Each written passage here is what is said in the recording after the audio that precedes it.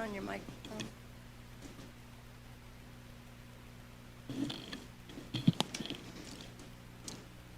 Good afternoon. The Budget Committee with the Vigo County Council will reconvene, and we shall begin with the folks from E911. Good afternoon, Vicki Oster, E911. Hello, Ms. Oster. Tell us what you have for us today. In my budget for next year, I am requesting the replacement of our radio system in dispatch.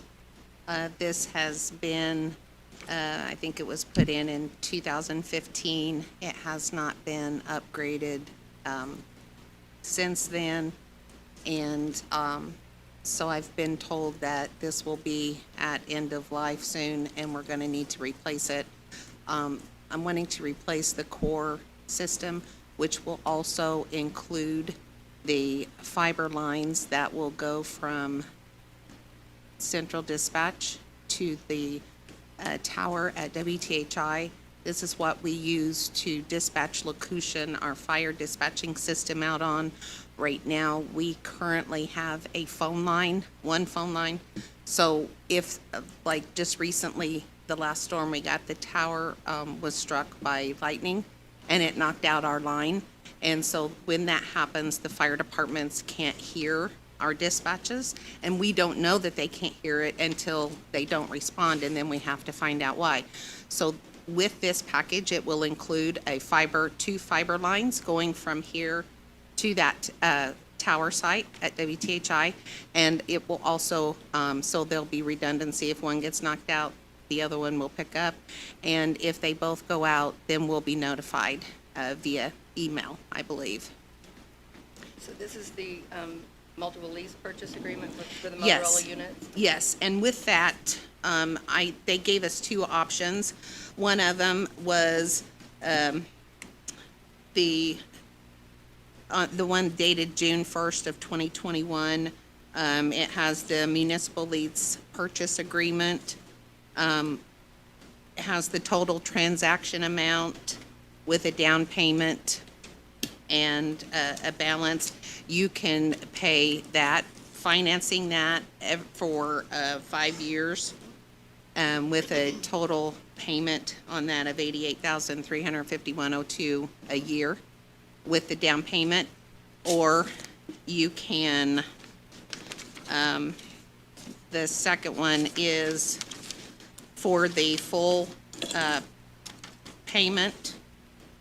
And with either one of them, the 6.1.1 on the pricing summary, the post-warranty services for the 7 years, that will be an extra. And with that, they will maintain that, and every 2 years come in and upgrade so it's current. This was not available when the original system was put in, so basically we purchased it and then that's it. So with that, so it'll be the original. You can either pay the whole price, you can do the payment plan, and with either one of them, we're going to have each year it's listed out what the price would be for the warranty services, and that'll be additional to payments if you decide that you want to go that way. So the total amount would be the $560,044? It's, the total amount is the $604,260. $604,260, okay. The $560,044 is what it would be for the 7-year payment, additional. So both of them together, basically. You have any other questions on that part? Which one are you leaning toward? You know, I mean, before the last time they did it, they went with the financing, and that's how we paid for it over 5 years. So, I mean, that's totally up to you. I mean, however, I believe this will be covered by state 911, right? Yeah.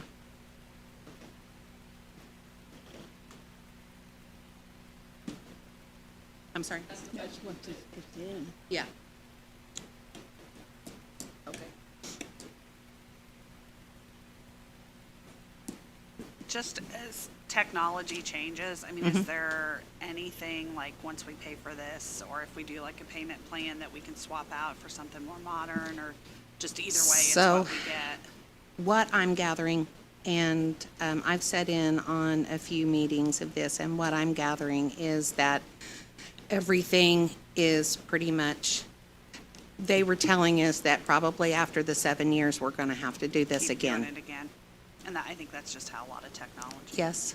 is going to be. Because they're coming up with new things.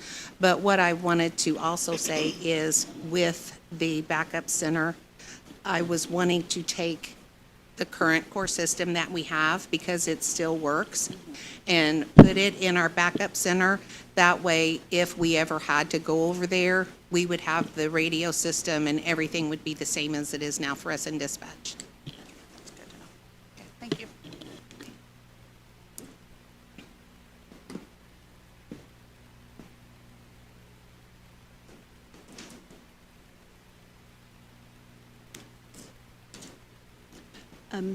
Vicki, would you share with folks your comments that you got when the people came in to assist you during the Fair&C services? With our consoles. We had some people come in. I had one person from ISU come in and assist us during the funeral services. And they were, she was really pleased with the new consoles that we have. And she's now wanting to come back and work part-time for us. And we had a lot of people come in that donated, that gave us, brought us in baskets and things from the surrounding, from all over the state. And they also made comments on it. And we also had, I have hired a full-time person, and she was from Park County Jail. But she helped out in dispatch as well. And when she first got hired, she told me how nice they were and how they were so fancy, and she'd never had anything like that before. So they seem to be going over very well, and we appreciate that. I think it was worth the price to just have people come in and want to stay and work here, because they couldn't wait to get out of there before, because it was so dilapidated. It was a good investment. Yeah. With this proposed upgrade, when would the timing of that be? Well, I told them that it would have to be in our next budget if it got approved, so that would be sometime next year. And then I'd just get back with them and work up when they could come in and do it.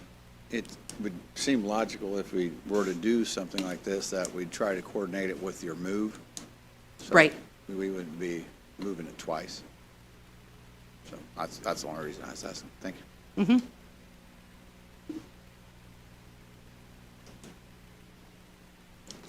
Any more questions? Question? No? Okay, the next thing I asked is we have in dispatch, we have 3 portable radios, and that's in case something happens that we need, for whatever reason. We've had before where something happened with our radios and we weren't able to use them.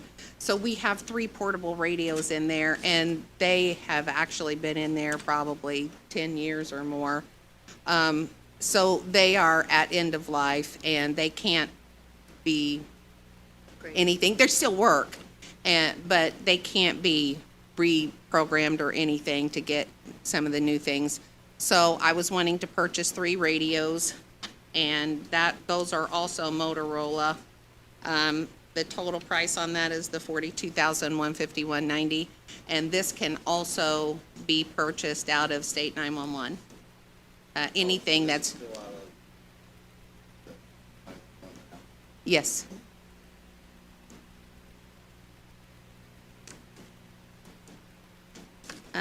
It's $42,151.90.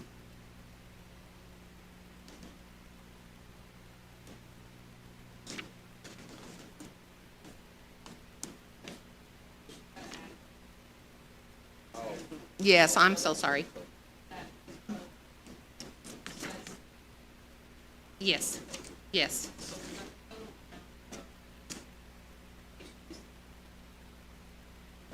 Mm-hmm. Yes. I'm sorry, I wasn't sure how to do that. Okay.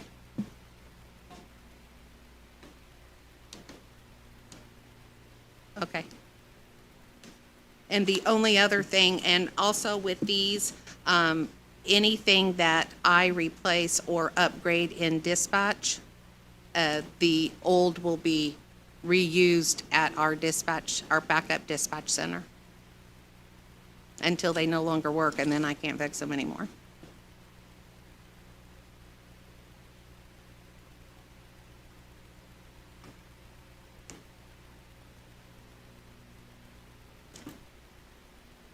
And the only other thing I have is I need to upgrade our license and everything for our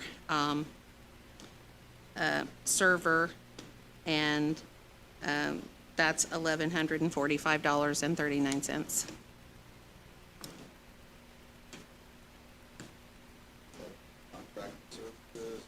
Yes, contractual.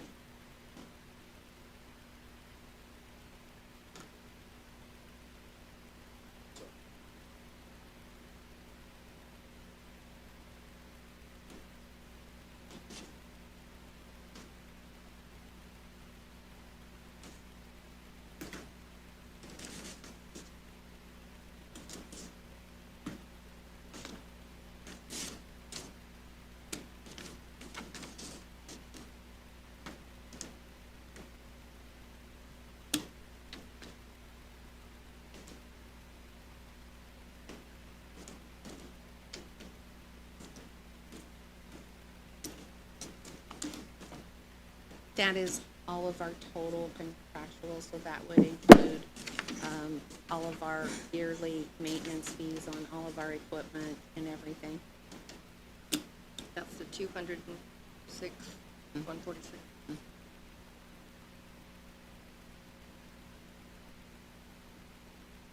Yeah. Mm-hmm. Yes. Yeah, that covers our CAD, which is our computer-aided dispatch system that we have, that we put calls in. It covers our maintenance agreements on the Motorola equipment we have now. It covers our maintenance agreement on our recorders and all of the things that we need to record calls and record radio traffic. It covers the maintenance agreement for our UPS system. Everything that we have has maintenance agreements on it, and yeah, that's what we Now, use that for. then if you make the purchase of the new upgrade, then does that, The maintenance- that's already included in that maintenance for the. The maintenance would be a separate price, so yeah, I probably should have put that in the maintenance part of it and paid out of that. But you have it right now as part of the Of new 646. equipment, yes. Okay. Yeah, I didn't even think about That's what I understood it. it was in that part, but. Yeah. So the maintenance part of that, the 7-year could be taken out of the contractual? Contractual services. Yes, I'm sorry.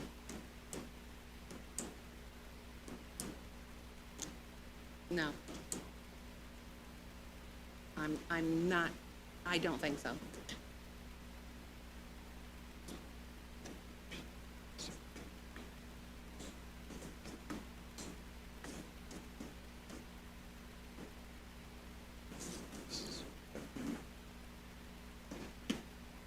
Um,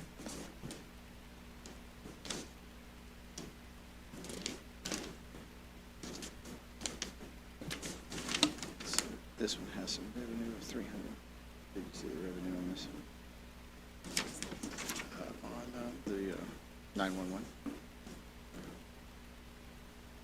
So at the very last page of the 911, it's a 311,602,000. I don't know Isn't that? how we get that. Federal grants.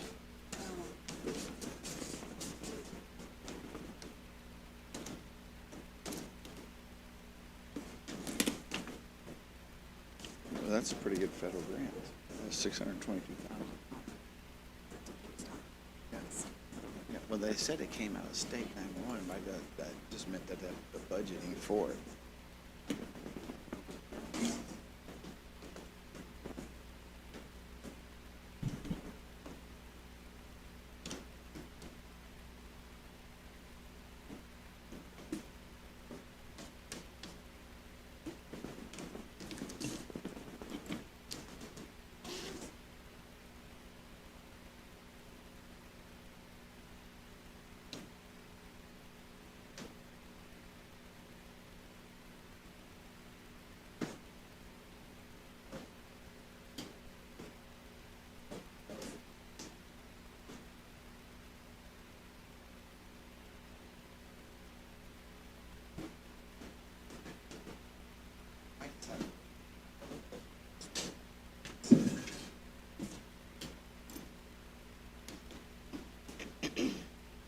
Yeah, and once again, on that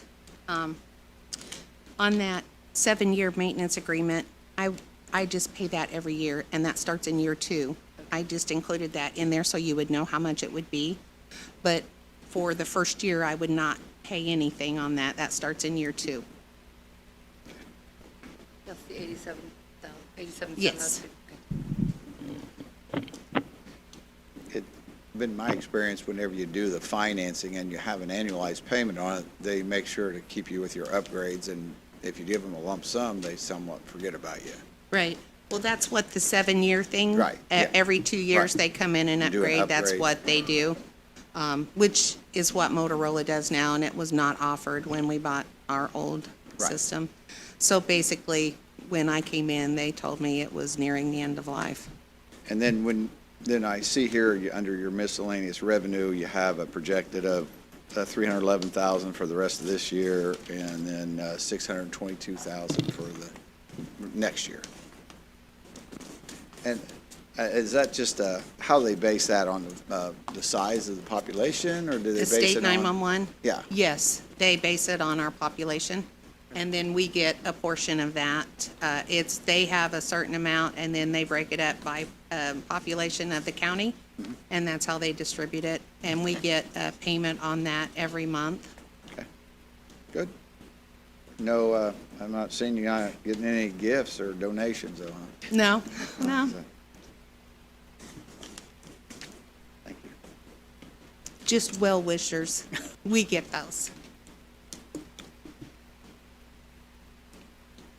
Good enough? Good enough, Brenda? Okay. Thank you, Vicki. Good job. Okay. And again, I commend you for your comments to Officer Ferenczi. Thank you. Touched my heart, Thank you. Good Yeah, job. it was a tough one. for sure. Thanks so much. Okay, thank you for hearing us. I'm sorry.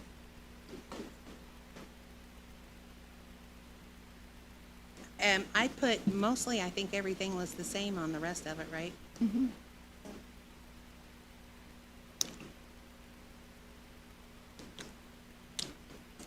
Oh, yes, yes, Oh. yes, the 3 more consulates, I'm sorry.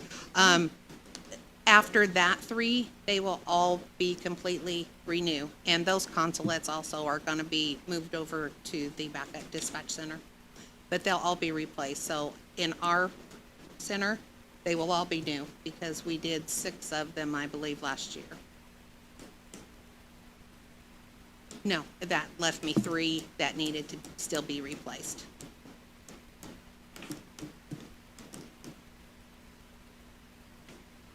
Anything else?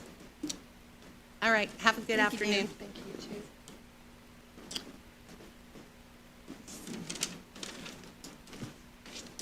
Well,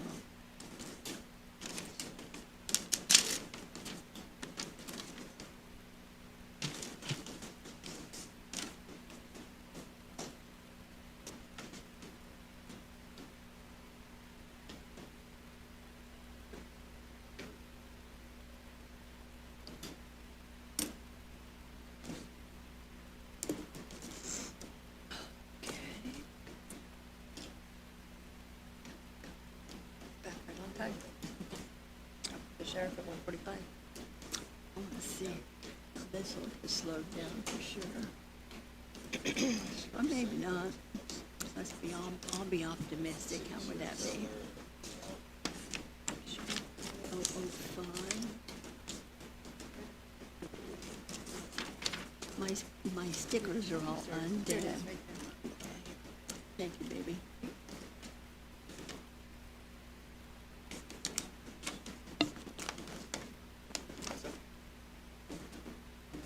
Okay.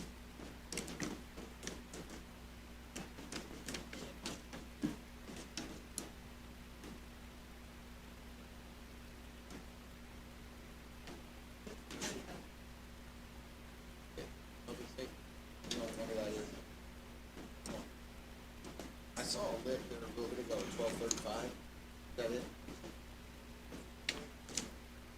1170? Okay.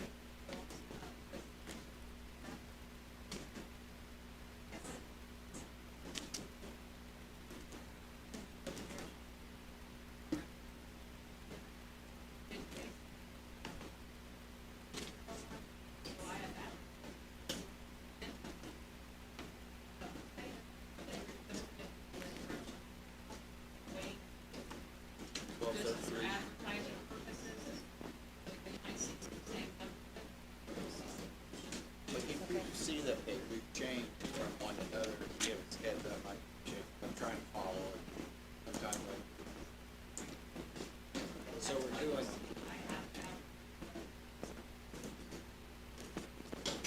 The sheriff first. General Fund 05. Yes. Yep. And the jail is jail. And then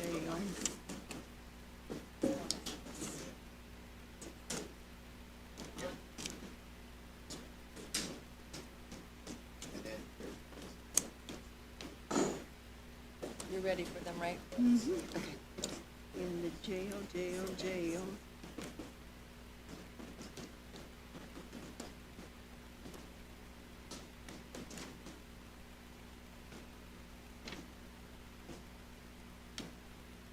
I just got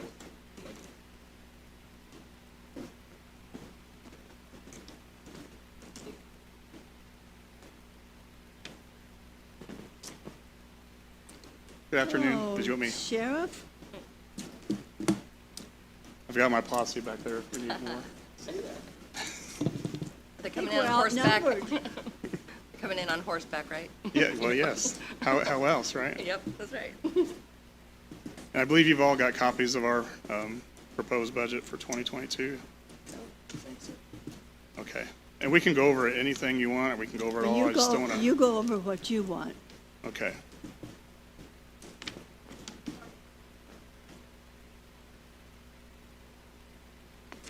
Okay. So not from page one, tell me where to go. I guess if it's easier, if we get the way we have it broke down, if we start from page one and yours, so we're not going back and forth. And the first one is why I would need some backup. It's a requested funding increase for body cams. And the amount of that proposal for 5 years is $544,449. Now, we have applied for grants, and I didn't ask for this before budget time because I knew grants are coming available this year. And what my hopes are is this will be funded 100%. That's my hope. We aren't sure what we'll receive, but I am very confident we'll receive something towards this. So this would be the most that you would fund. It would be the $544,449 if we receive zero grant. And that's, you can break it down to a yearly payment of roughly my math's escaping me, 109,000 a year, roughly. Or you could do it all at once with, and I did check and see that the rescue plan funds are applicable to this. They could fund this as well. And I did meet with the commissioners regarding this when I had found that out. But that's the first thing, that's the major increase that we're asking. Any questions you have on that? But the grants, I will not know what we receive until that is approved. Since it's electronic devices, and we just talked with the E911, is there any kind of a maintenance or any kind of a warranty associated with those body cams? Because I'm sure they're going to get some physical abuse. Correct. As well as, just normal wear and tear. So is there anything in the quote that would be incorporate that as part of expenditures? This is the complete cost of everything, so if something goes down, they replace it. Okay. So this is for that 5-year period. Oh, This okay. is your one price for everything. That's inclusive. All right, well, Yes, sir. that helps us to Yeah. know that if we don't have a maintenance item within that 5-year period. Correct. Sheriff Plasty, does that cover, I know, like even keeping like the data and information on it? Correct. Is that part of that? It's all inclusive, yes. Is that, so as far as that, will there be additional after that each year, like for just the storage of the information or anything, or is this just the whole, This is up for 5 years, so after 5 years, depending on where we're at? what the economy is or what the, Okay, but this covers everything? this is for so- 5 years, this is everything, Everything. nothing added, yes. And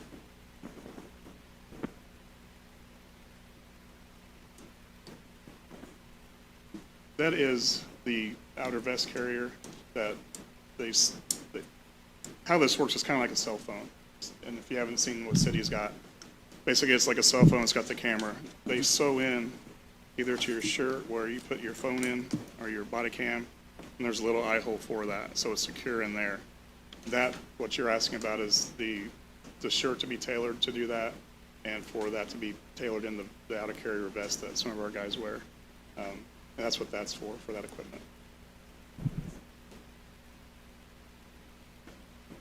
I believe that was part of the whole total, unless I'm mistaken.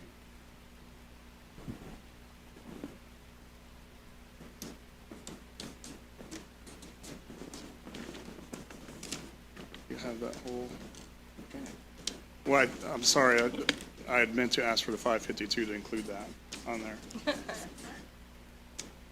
Thank you, it is. Now, honestly, if that's a deal breaker, I'll make that up out of commissary. Well, I wouldn't do it because it wouldn't look very pretty. But that's, yeah, that's something that we would like to have funded as well in this request, so I'm sorry for that. on the technology of that, is that a cloud base or is it, so they upload, it automatically uploads, it doesn't have to upload when you come back to the station? Correct. So It's automatic, you don't, because like for the one the other one we looked at, you had to take it and dock it. And it Yeah, shoots that's it out. what my question was, is if This it's one- docking. So you can monitor it if you choose, you can monitor it at any point. It automatically starts uploading from the car because the car is equipped with the Bluetooth. the modem, or not the modem, but the MiFi, Wi-Fi, whatever. And once you get back in there, it automatically starts uploading that. Okay, thank you. So that's an easy, and the reason why we wanted this one, and I spoke to people that have the Axon, just as recently as yesterday, I saw a state trooper and they have that, and there's times they have to come out and hit their button twice to activate their cameras. Body worn isn't like that. It automatically, it's CAD integrated, so if we get dispatched on a call, it's on our computer, it automatically turns on your body cam and your car cam. It's automatic. If you respond on a call with someone whose body cam is on, if you didn't get sent there, when you get in that geofence, yours automatically comes on. So it makes it kind of foolproof. Now, you can automatically turn it off, and that's the issue we'll deal with if that happens. But my concern was with the others, if we're responding on a call and there's something serious going on, I'm looking at what I'm going to do to resolve that, not to hit a button twice. And you could say whatever, that I didn't turn on purpose. Well, I'm focused more on that instead of hitting a button twice. Now, I guess after years and years doing that, you're going to be accustomed to doing that. Our guys and girls aren't right now, and I think this is the best system. When you draw your weapon out, there's a sensor, it automatically comes on. You hit your red lights and siren, automatically comes on. So it's as foolproof of a system that I've seen, and that's why, I think that's why City went for it. I looked at it when I was with City. Unfortunately, we didn't have the funding to do it. They were recently able to do that, and that's what we're asking to do the same. I think if we have questions, we can reach out to City and ask how theirs is working. But I believe it's a really good, it's probably the best system out there that I know of. I think we have a couple of in-house people that are Absolutely. usually Well, actually, sitting right Aaron here that could. is over that whole program. Yep. Absolutely, yes.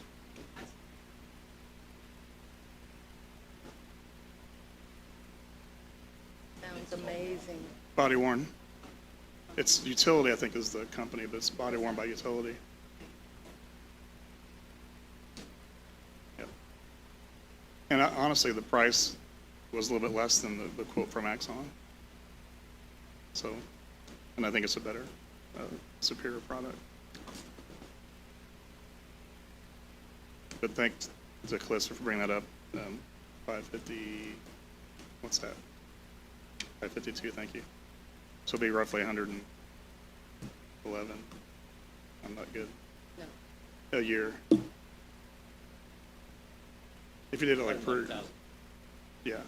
So if you did it yearly, or if, you know, 'cause I know the rescue plan funds aren't available to past 2023, I think.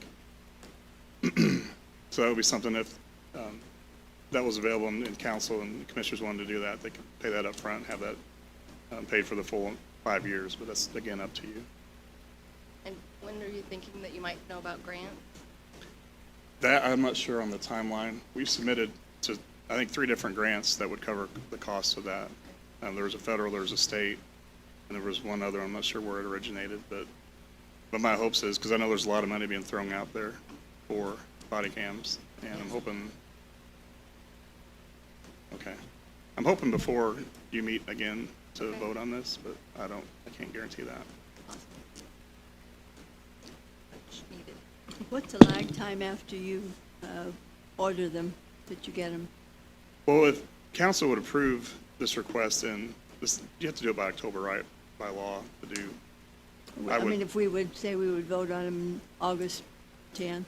But I would reach out, and I've already discussed that with them, is if I get approval from council, I want to get that ball rolling so we're not waiting longer. So if they need to wait till January 1st to get that, or get it scheduled and whatever we need to do, but they're very receptive, and I think they'll start as soon as they can, but also they've got other agencies they work with, so I don't want to wait until we're way down the list. If we can get this approved early, I want to get in the queue so we get, you know, these out here as soon as we can. So let's say if we would vote on it August 10th, then, I would be calling Body Worn that night.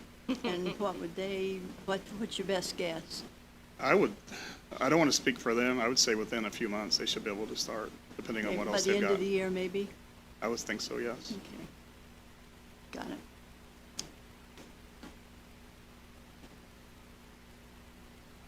Right. I mean, whenever it's approved, then I can just let them know what, I mean, they're reasonable people. They know they don't want to, you know, step out on a limb without knowing that, hey, we're Where going are to they get that. located? Well, I know a lot of people that are with them they're out in Atlanta, Georgia, sorry. But I know a former chief from West Lafayette is one of their regional reps. And there was a guy from Indiana Metro that I spoke with years ago when I was with City. So they've got a lot of Indiana representation with their company.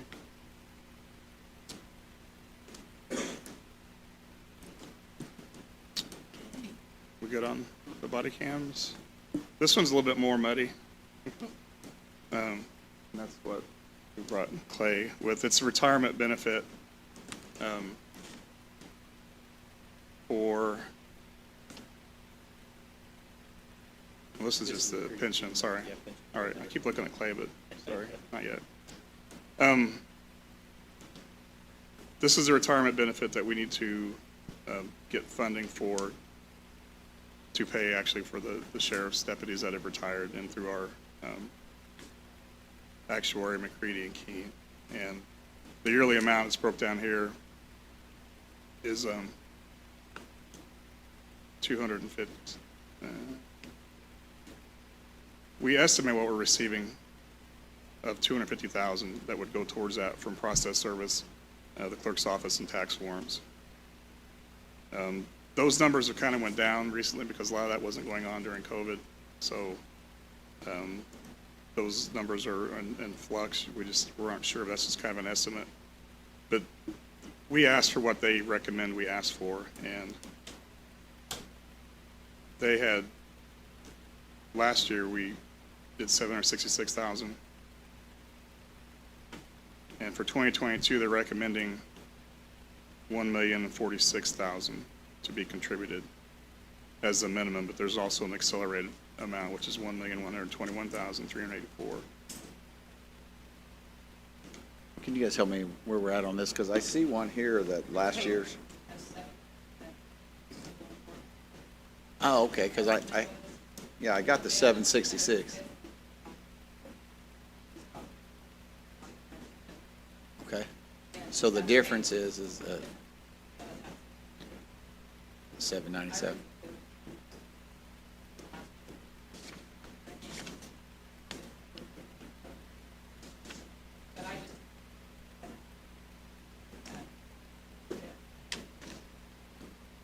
Can you help us understand, is that why it's the need of the increase? I understand it's for retirement, is it because the actuarials usually they project that, and are ultra conservative typically, so. Right. Did they just reevaluate or? We've had more people enter retirement in recent years. Okay. Sheriff Ewing was just recently 2 years ago. Mike Anderson, Tim Osborne, and Paul Hartzler. So Okay, we've had okay. 4 in the last 2 Okay. years. Yeah, I just, And we added 2 deputies that increases the county contribution towards the retirement as well. So we went from 39 to 41. okay. They're asking. Over last year.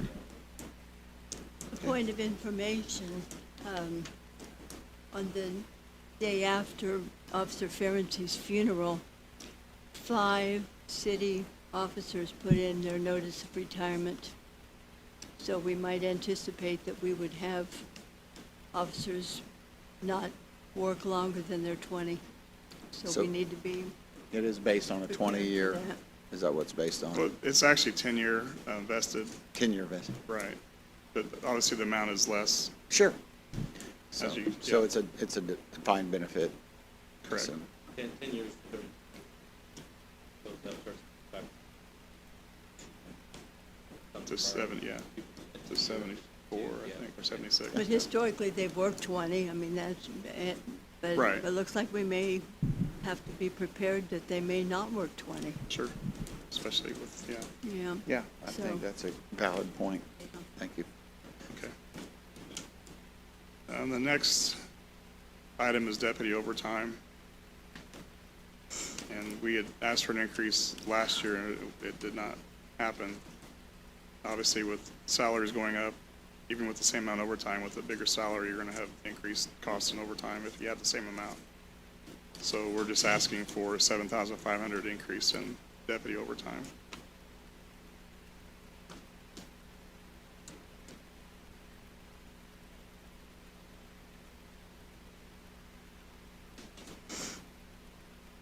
The items that have no change, I'm just gonna go past those unless you have questions. They're, if they're the same as last year.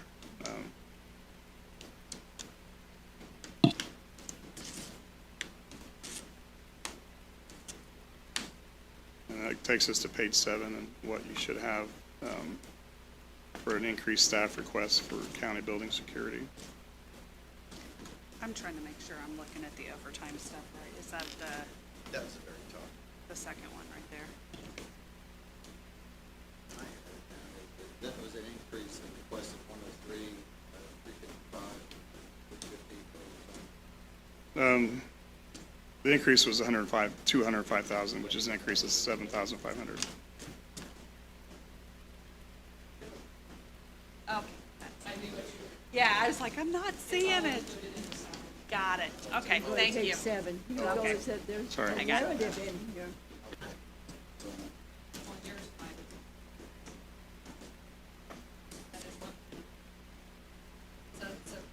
So that's what we're talking about, though, when I see that salary difference, that it's built in. That was my next question. All right, thank you.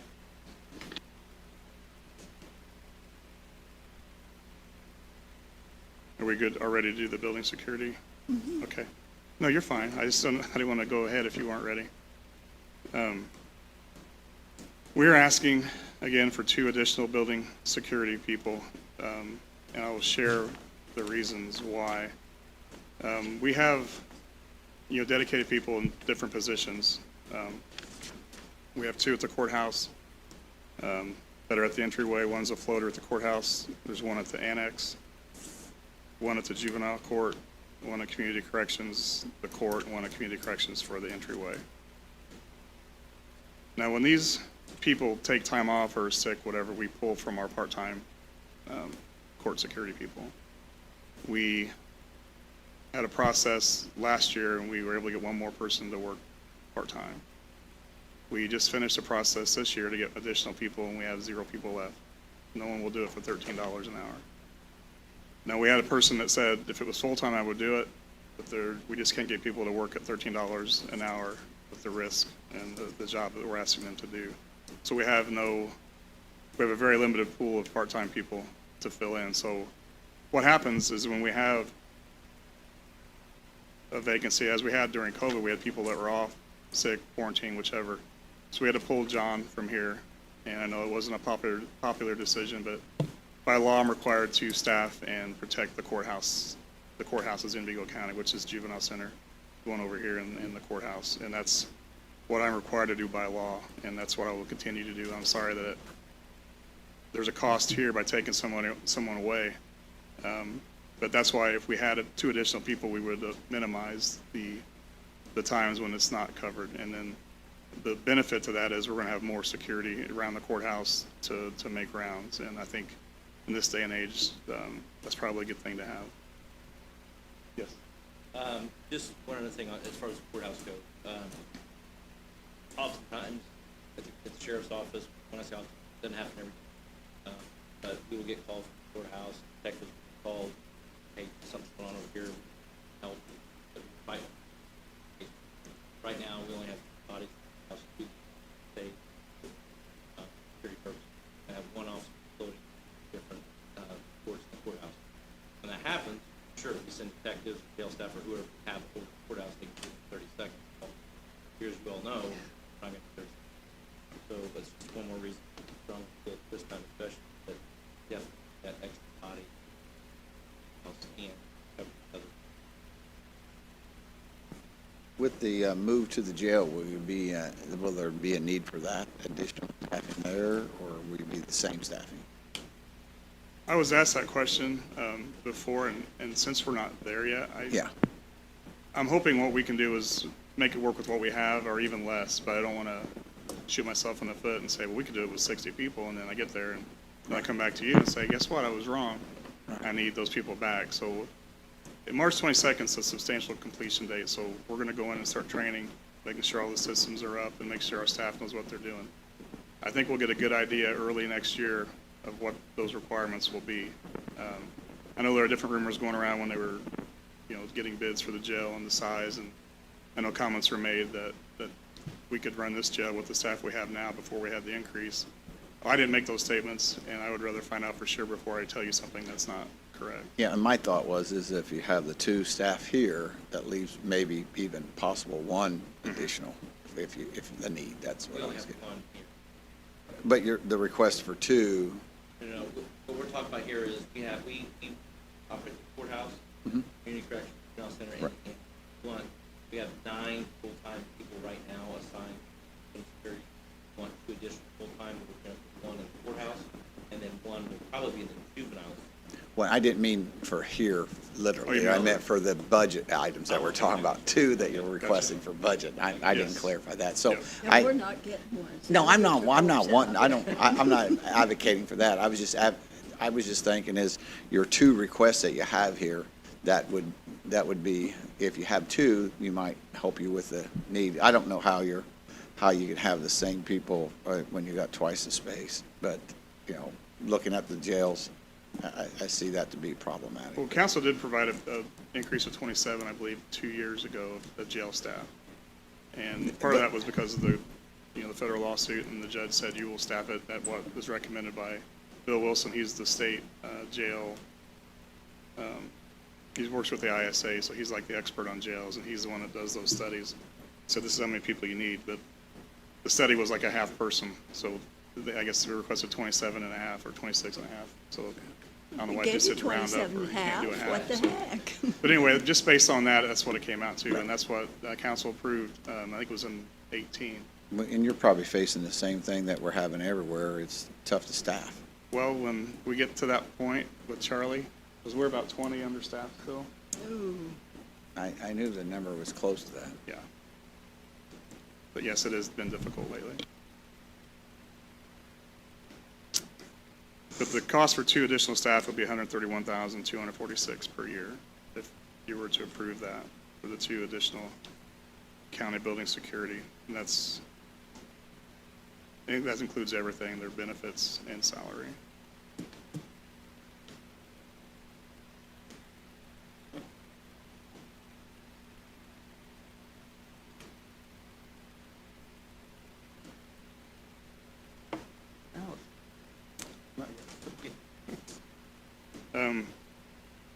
The next thing I have in my booklet is the additional funding request for retiree insurance. And that's on page 13 of what I have. I don't know if it's the same as what you have.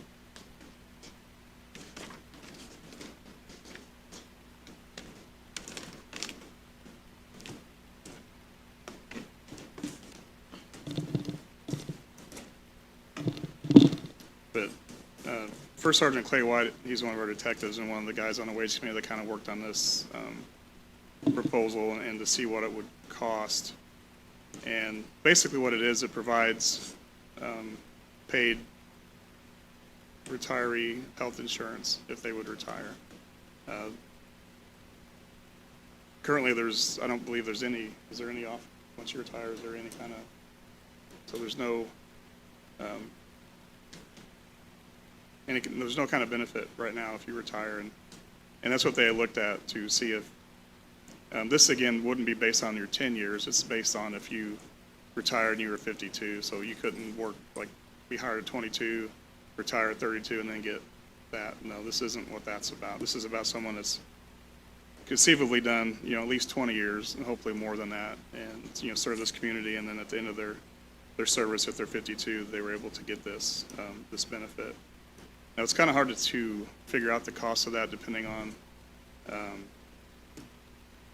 with rates and benefits. I know with Terre Haute City, it's just the retiree alone, it's not their spouse. So just the retiree gets that benefit. If their spouse wanted to, I think it's offered, but it's another cost that the retiree pays, correct? Yeah. Would this be, excuse me, I guess is there COBRA that they can get, but they would have to pay that themselves? This is Correct. We would pay for The this. retirees portion of just For- an individual, correct? Until they're 65? or- Until Medicare would Until take over. Medicare would take over? Yes. Okay. And how we figured this was, like, answer probably most questions you guys have for work out hand in hand, but how the committee figured this was, as the purpose was maximum amount have to be accomplished each year if every single person retired that could and maxed out. That's probably never gonna happen, but this is like figure case scenario, guys here, and I think they did about $19,000 to $87,000 a year. If you're ever gonna reach that max out figure, every person's not gonna retire Yeah. at 50. I have figures there.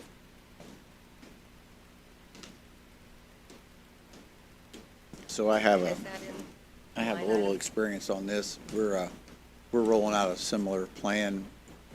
Currently, the way ours is, when you retire, the burden is all on you, and I assume that's what you guys are saying at this Correct. time too. I think Now- for the electrical workers he's talking Yeah. about. Yep. So, and that's it's $1,000 a month, and we're looking at a bridge between 60 and 65. And that's similar to what you're looking at here, right?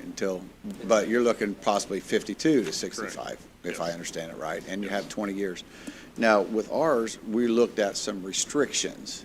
So, in your plan, do you have any kind of restrictions? So if a guy or a gal who retires and they choose to do this and it gets funded, then can they still actively work, gainfully employed, or is there a deduction for that? So that's what we're looking at is I truly feel like if they have served the community and you're looking to do something, help them, but then if they're out there and working another part-time job or took another full-time job and then have retirement. I'm just asking, we put restrictions on it. If you Okay. come back to the industry, industry being a Right. term that's germane to whatever field of Sure. work that you've been in. And I just wondered if you had done anything like that in the study. We have, spoke about that. We got someone as Yes. and they retired. Obviously, Yes. we kind of discussed that if they did that, we did discuss that if they were to do that, then they would pick up insurance from their current job. Obviously, we can discuss that more. I'm not sure how you guys would feel on it, but kind of how this breaks down, I did a worst-case scenario. Sure. And I guess the best-case scenario.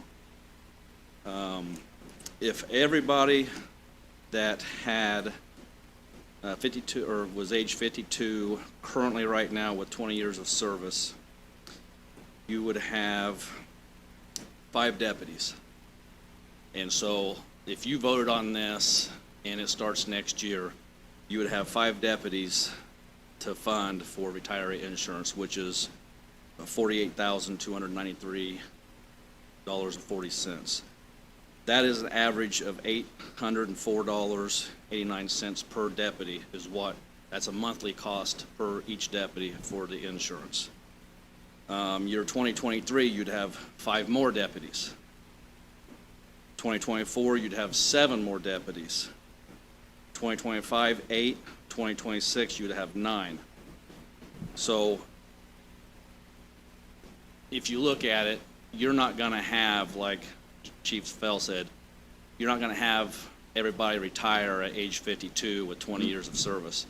There's quite a bit of people that's not even going to have 20 years of service when they get age 52. So then I broke it down more because most likely most of us are going to do 32 years of service. Is that Because right? we want to be able to sign up for that drop, get 5 years of drop, sign up at year 27, so we receive 5 years of drop. So in that scenario, if everybody was to stay until their 32nd year, you're not going to have anybody coming on the plan until 2026. You'll have 2 deputies. And then 2027, you'll have 3. And I worked this up all the way going through 2051. So from 2026 to 2051, the largest amount that you're going to see for the one individual year is going to be year 2036, which is going to be $86,928.12, because you're going to have 9 deputies that year eligible for that retirement insurance. And just like If you the said, employees stay the same as right now. Yes. You could add additional at some point, and that would alter Yes. it, but yeah. And the actual cost per is the exact same, the $804.89. oh, that's a And- big, and that's a big at- speculation too. That's at the 100% cost. Right. And as Vicki stated, that is if you had a stagnant insurance cost, which it's not been. So, yeah, you have to factor that into your actuarial, that, you know, Right. you're have an average of a 2.7 to whatever increase in healthcare. So, you know, I think it's a great feature. It's also a great recruiting feature for people when you're trying to say, if you do work the 32 years or the 20 years is, and, you know, other locals have done it where they did it where you got a point, you got so many credits for every year. So if you did get 32, then maybe you got the 100%. But if you went at 20, you didn't get the 100%. You see what I'm saying? So, I mean, there's a Right, lot of like an ways. 80-20 or Yeah, something? yeah, there's a lot of slices to this. So I think I commend you for the research on it, how palatable and how funding it's going to be. It's going to be, you know, a tough tough sell. But, yeah, we're looking at the same thing because the single biggest factor why people don't retire in our industry at 60 is because they have to pay a higher healthcare cost. Right. So same, I think it's in the county, it's everybody is that one. So, you know, if we know what our healthcare costs are going to be, it's like another pension benefit in actuality. Right. It's, so we look at that as well. So very, very versed in it. And like I say, I would be interested to see any additional information you could share with us to look at that, to how we could look to possibility of funding it. Would you like for us to break it down? Say if they do 32 years at the 100%, or if they retire at 20 years to, I don't know, 27, up to the age to where they could sign up for a drop, but if they retire between age, or year 20 and year 26, Me personally, I would like to see that. I can't speak for everybody, but I can do the most for people if I understand. That's Right, all I can right. say, you know, and if you want to, the more information you can share with us so we can try to help. I truly believe somebody that serves the community for 32 years, you know, that's a lot of dedication. And so, you know, I would like to be able to help, but I can only help if I understand. well, and another breakdown to this scenario is a merit deputy with 32 years of service. Their average yearly pay is $61,592. A first-year deputy is hired at $49,274. So you've got a difference of $12,318. So, That's like the 80 rule of 80. If you buy somebody out and you replace them with somebody cheaper, you save money. right. I understand that too. And like they said, you know, we currently are going through a hiring process right now. Sure. And I think we had 60 applicants.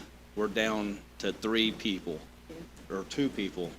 We're just not getting Quality. the Anybody. quality of applicants, nor the number of applicants.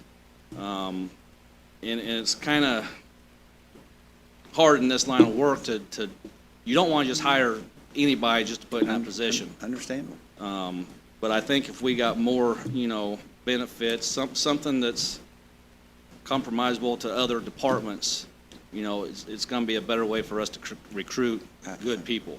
Sure. And if somebody has the intellect to look that far down the road, some people hire in, they don't look at retirement, you know, they don't look that far ahead. But the ones that do, it is a value, you know, definitely too. And Vigo County and Terre Haute, I mean, it's a great community. But I'll get with the other individuals and we'll break this down. Yeah, whatever, like say, whatever you want to share, I think it would benefit us to make a decision. I'll have 38 years in, not a kind of line of work that you're doing. I'm not trying to compare at all. But I knew at year one what my pension benefit was going to look like 38 Right. years later. So You it's guys have important. been underpaid from the minute you got on the department, however many years ago, from today you're underpaid, and they'll be underpaid in 30 years because you're in government work. But, you know, whatever we can do to make it better, I mean, I think that's why we're all on this council, you know. I mean, we're not here for the money, that's for dang sure. Well, I appreciate that. I mean, it's a fact.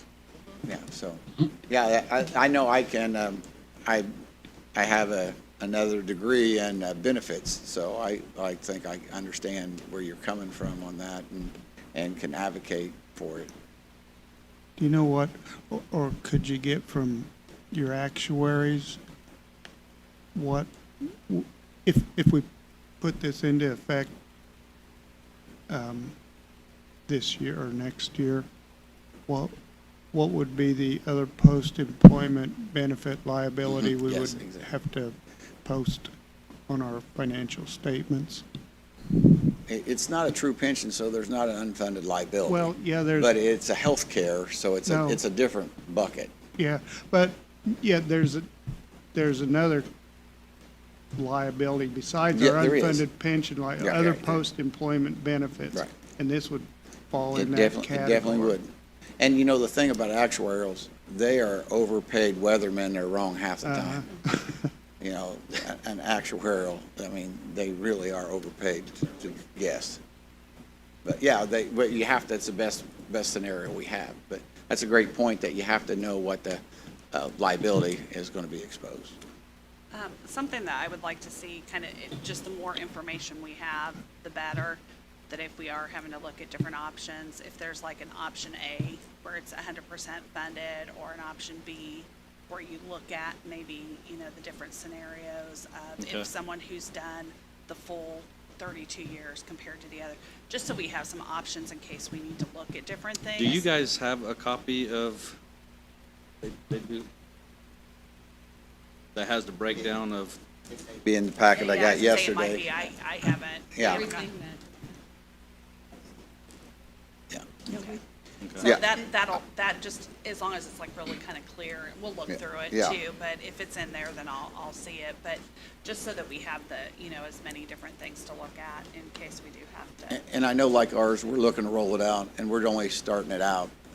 We're starting it out, and then we're going to build on it, make it longer, bigger.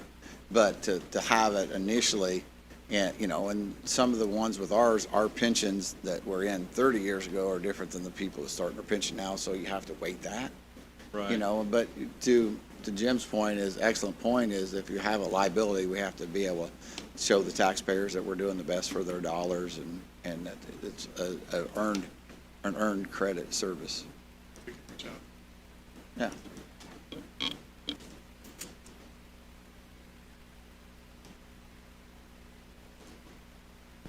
That OPEB is, I've never understood why we have to put that. We're carrying probably $800,000 to $1 million of the post-employment benefit liability on our financial statements for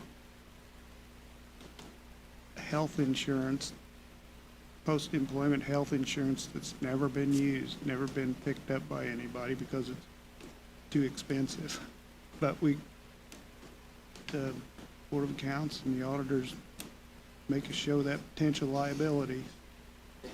It makes our financial statements look worse. Well, and their scenario too is, not everybody's possibly going to take health care. Now, if it's free, everybody will take it. That's pretty evident, right? If it's expensive, nobody takes it, so you got to find something that's a blend. And ours, even in our industry, even post 65, you still take supplement, and some of them do post 65 too, so. But like you said, that we're talking about 2036 is the year that you estimated the very highest That is, possibility. yes, So that it's- is correct. I mean, Bottom line, like, you're gonna have 9 as the max, probably Yeah. really in theory, the life, you're probably gonna have 5, yeah, 6. yeah, You're so, never gonna have max no, with the highest. yeah. I think the ballpark is sufficient for my information. If you had to guess the average age of your department, or like where, or even like a spread, We're pretty young. We are, I would figure out, I think, for half, 5. That's, for a while. I'd say right now, we probably have 5, 6, if that, 4, 5, 6. Yeah. We have 41 in, so If we're pretty. if you look have at page, 30. like pages 15 and 16 and 17, it gives their date of birth and Oh, ages and see, everything. Gotta look ahead. Okay, see, I'm just asking, it's like I'm foreseeing. Good question. I must know all of the older ones, because I was trying to figure it out myself, and I'm like, well, I know so-and-so. but you know, we also don't know what the future brings, and we don't know how many people we'll have on the department. I mean, we might be hit with the, foreign country attack. We may need a whole flock of lawmen. You may be the sheriff of Derek. You may be the sheriff of a 100-man department. We don't know. We don't know this. So, Okay.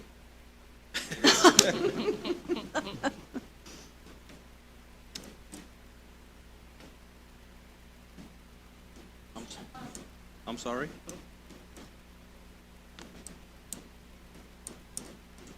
undercover.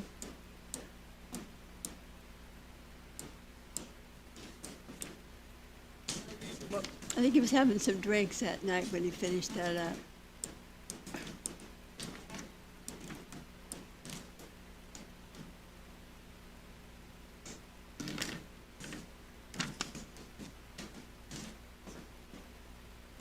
That yours didn't have the attachment, but oh, it does.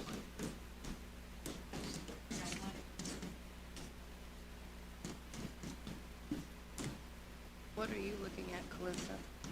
They-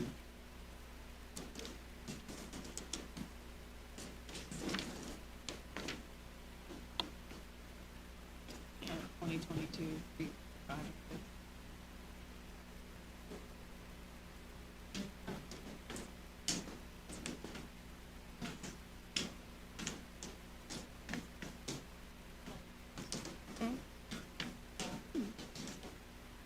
I say I've seen it for twenty twenty-two.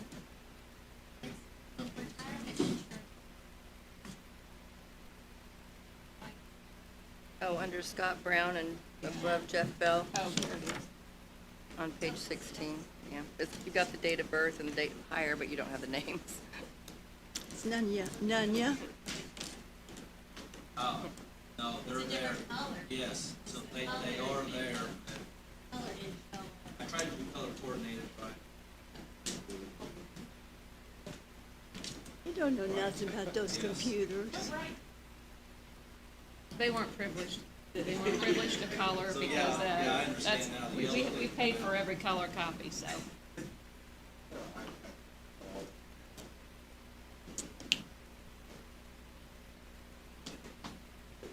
Okay, well, let's move along. We're gonna be running way behind. Oh, yes, sorry. From the commissioner's viewpoint as well, with the body worn cameras, looking long range and talking to John Wright with USI, who does our insurance, this will reduce our premiums by having body cameras. Nice.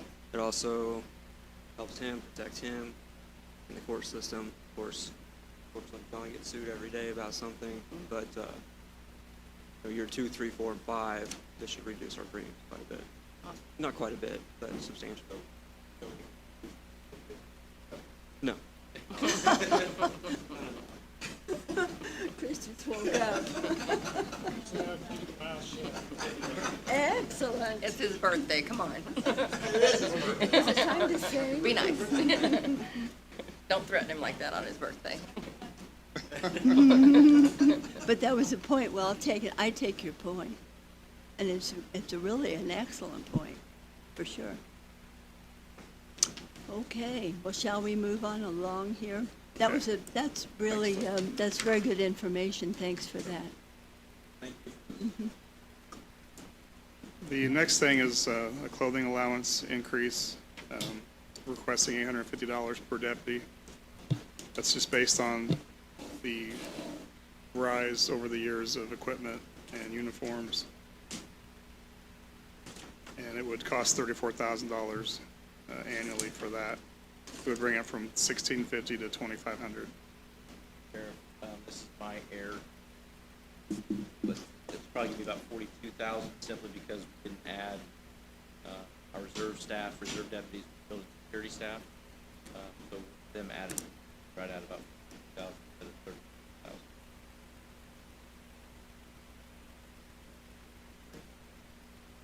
Sorry? No, we basically did a percentage, so, 850 for the mayor deputies, I think we're at 1650 right now without looking at this, I think it's 1650. Reserves are 1250, I think building security is the same. Yeah, I'm not, Captain Funk gonna That have was his just budget. brought to we their didn't on this. attention when we came in, that they did not increase those, so. They're 1250. I think, yes, I think so.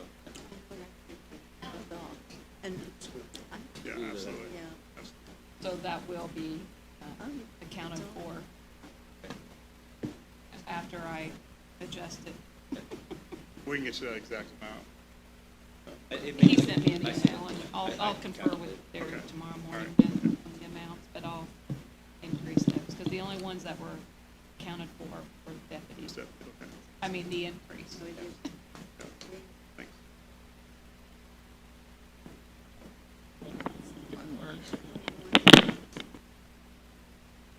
Calissa, is your mic on? Thank you, dear. That's better. Thank you. Okay, moving along. 42,000, thank you, Deputy. That was it. Yeah, I think that is all. That's all? For the income. Okay. You haven't got through Charlie yet. That doesn't affect. No, the that's- jail, so- Charlie's gotta go. Yeah, Charlie. I think he's playing poker on this. No, It's I on made social that up. media.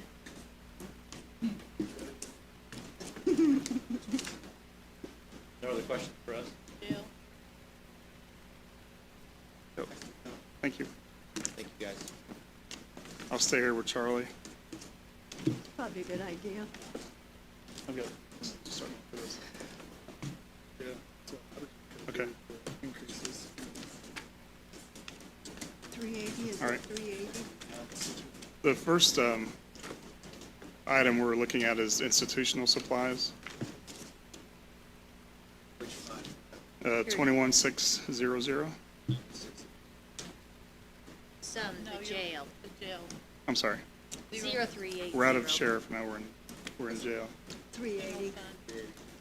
Yeah. In the orange, well, you, You need to go forward. there you go. Look for 0380, alphabetic order.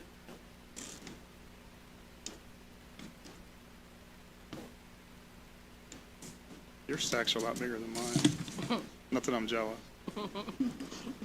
We can't have I don't want, this is enough.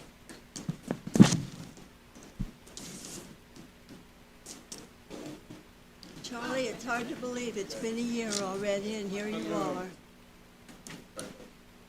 You look good. Look forward to this every year. I bet you do. That was almost convincing. Yeah. Did give way about it. That's Just think though, this time next year, you'll be down at your new digs, and they'll be so nice. It'll be new. That night. No, you're good.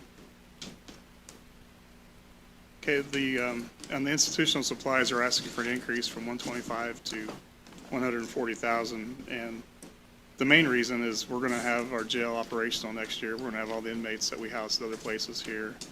And I also anticipate an increased number of inmates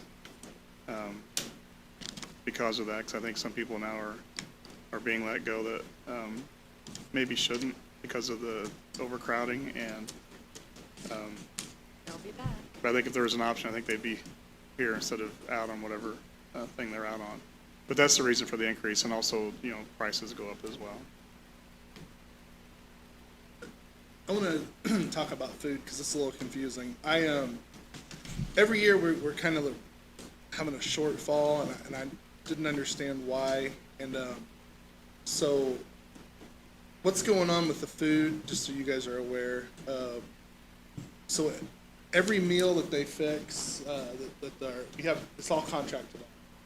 So much a meal. So we run a report that gives us like an average daily population of people that we have in house, people we have out.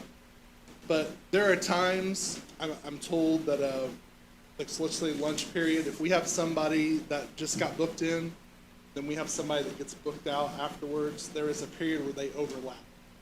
So that average daily population apparently just kind of averages out. So there are times where it normally happens at lunch. Sometimes at dinner, our lunch or dinner count is a lot more than what our average population. So we're always kind of running on a shortfall on that. So anyway, again, I just kind of I had typed out the numbers there for you guys, just kind of some of the guesses that we'll need. And obviously we're increasing it quite a bit, but we are coming up to a shortfall. So it's just kind of an inmate overlap. Got it. On this, some of these items are definitely impacted by COVID. Supplies, institutional supplies, one. Oh, yeah, they really I don't expect food probably to be one, but other needs would be. When you go through it, if you tell us that, I think that's beneficial for us to know that it was impacted by COVID, and there might be some funds available for that as well. So also, so you guys know, every year when I do this, I kind of, a lot of times if I increase something, I try to figure in inflation. Like they have an inflation projector. Last year, I think whenever we did the budget for this year, the inflation was projected to be 1.8 or 2.1, like there was, I think it's 5%. So there's no way that we could see. So I try to factor some of that in here.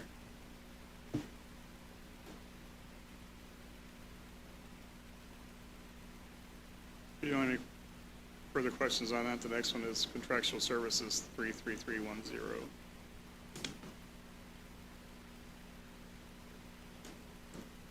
And that's a medical line item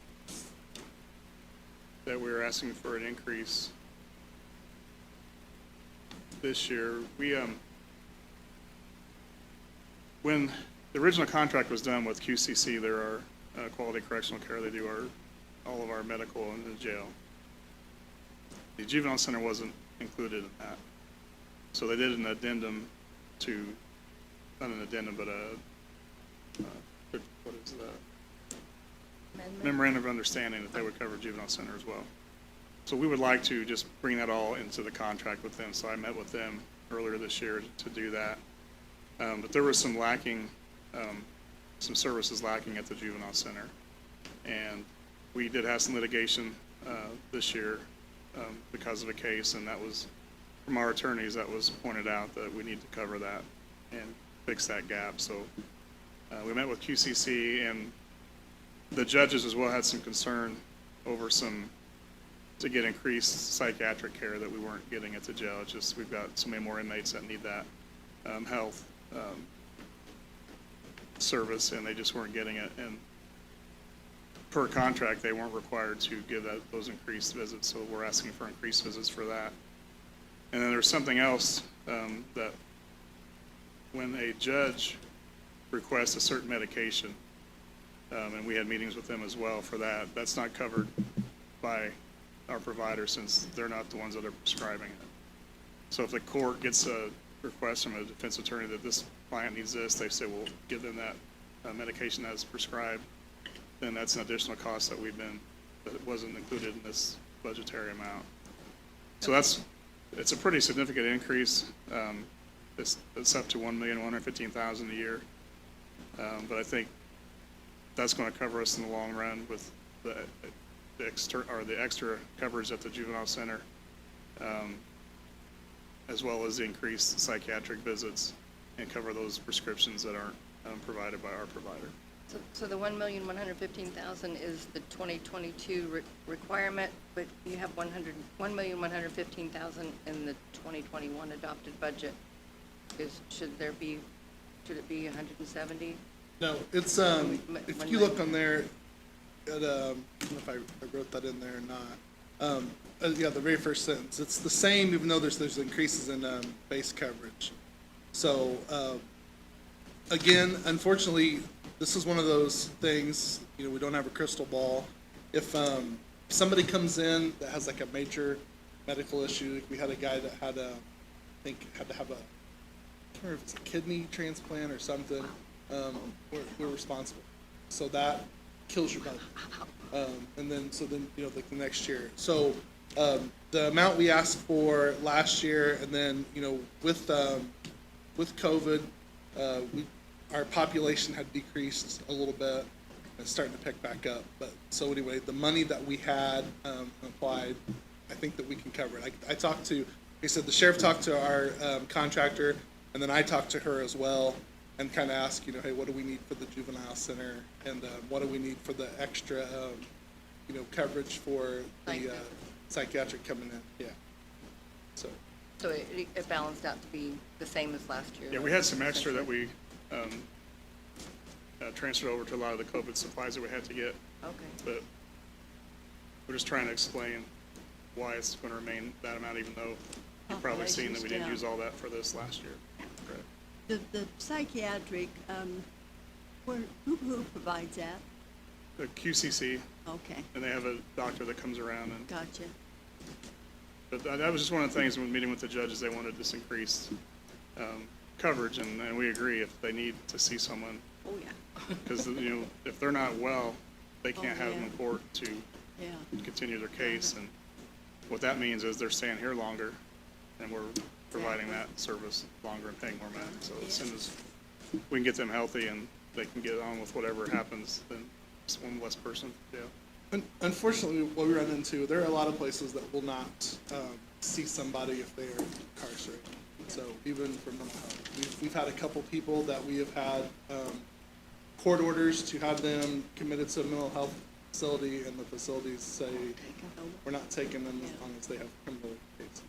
So, And there are specific cell areas in the new jail that would accommodate that too, wouldn't there? correct. Just- And there's an increase, we asked for that specifically to make sure we could have them housed there. Awesome. Good forethought. There's no increase until we get to. So has the QCC, has it provided additional, I mean, I know it's not your staff specifically, but it's provided extra, like, is it a nurse practitioner or a physician, or you said there's a physician that comes around? But yeah, I was thinking that there was someone, like, more hands-on with the people. we have 24-hour nursing care, and then they have a mental health provider. And I'm sorry, I don't know what his actual qualifications are. Obviously, that's they okay. have their doctor that oversees everything. We have a doctor, I don't know if she comes to visit once a week or once every 2 weeks. I can't remember exactly But what is that- monitoring and Yes. checking in on them, okay. I was thinking that I heard that, but, so that's part of that contract. Correct. Okay. And they have, with technology, they do a lot of, if there's something that they really feel needs to be addressed, can't, like, come with the center, something's not appropriate, they do the teledoc, they'll have the person. So, Okay, all right, thank you. The next fund that is requesting an increase is 44,460 vehicles. And the reason is this will be to purchase the last van, as we anticipated transportation back and forth from the new location to courts.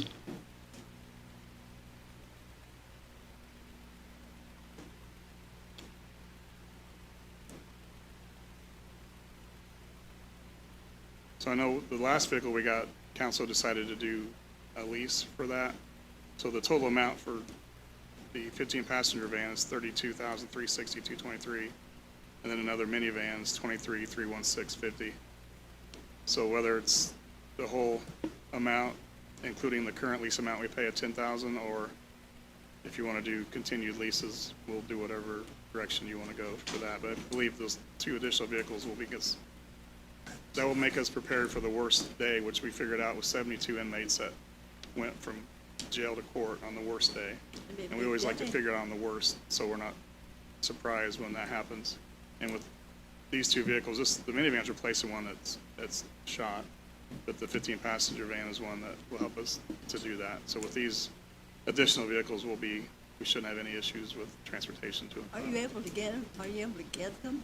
Well, the last one was a challenge, but I think we're going with a different dealer because they were not real punctual in returning Charlie's message. I mean, just to actually get I mean, everybody's having problems getting wheels. I know recently they're starting to put more in the market. They got some chips in, what I was told, but obviously we wouldn't order this until late this year or early next year. So hopefully by then those problems will be alleviated. No?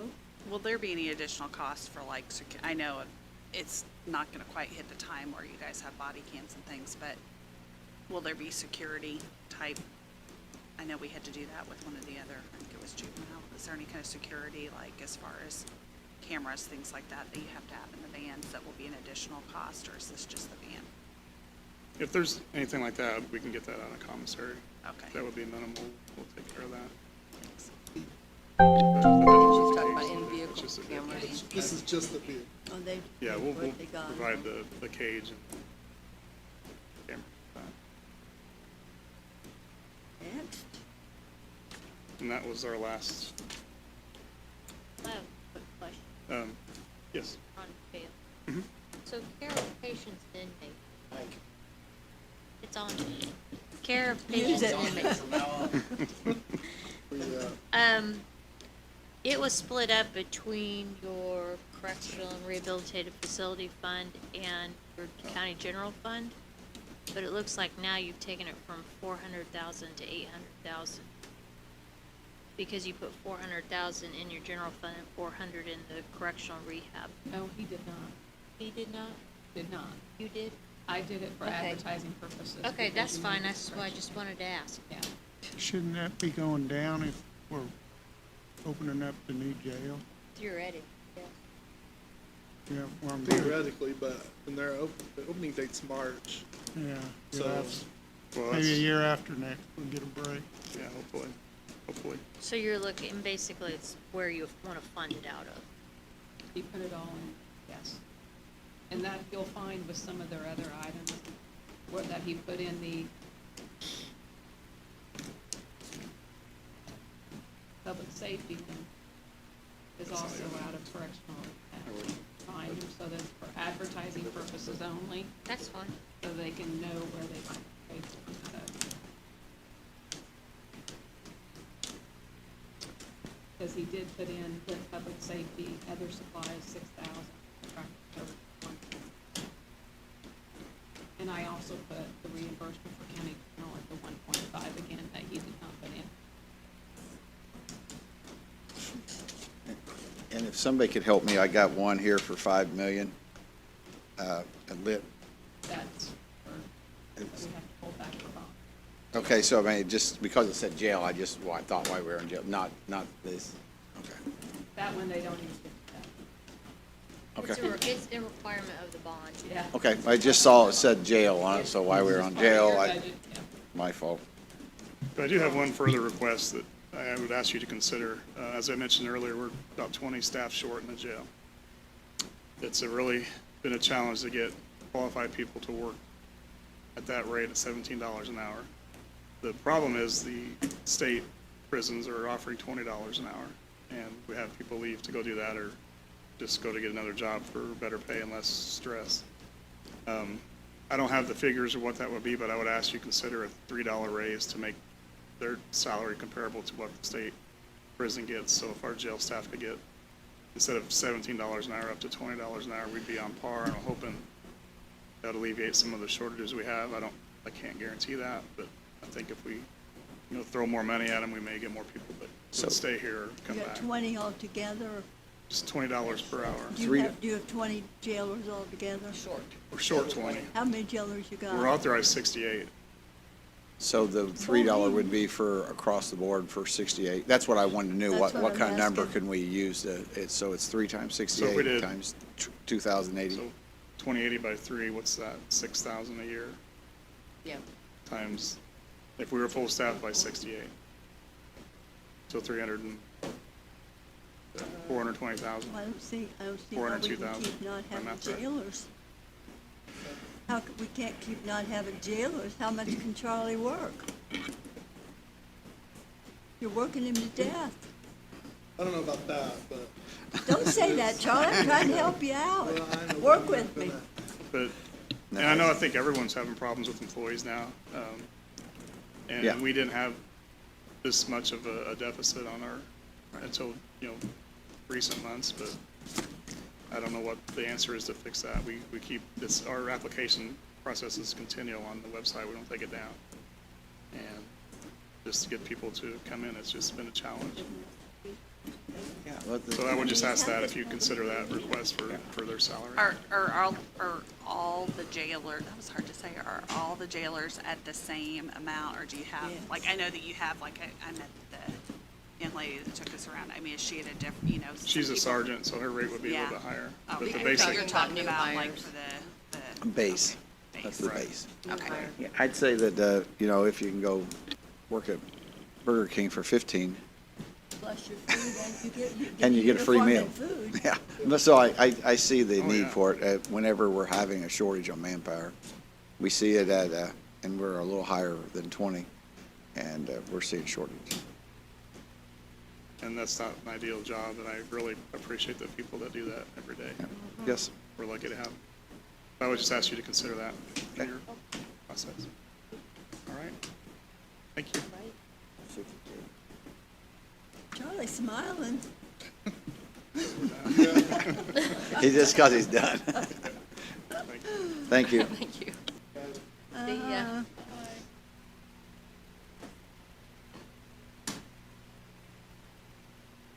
Sometimes you gotta do what's a common sense thing to do. It's a whole new concept for us, Brenda. I know. Common sense is not a flower that grows in everyone's garden. That's correct. Well, let's see, we got. Extension You ready office. to move along for the extension? Look at you, whoa, whoa, look at you. You look beautiful today. Thanks, Vicki. Christy Whitaker, Purdue Extension. Okay. Let's find her here. Get out of this jail stuff. Yeah, I'm much easier than the jail. What number we got, we looking for?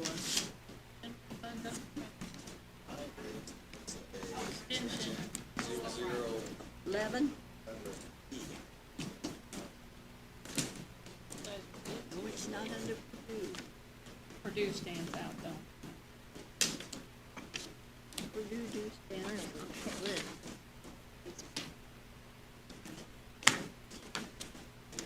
About half the service. Oh, golly.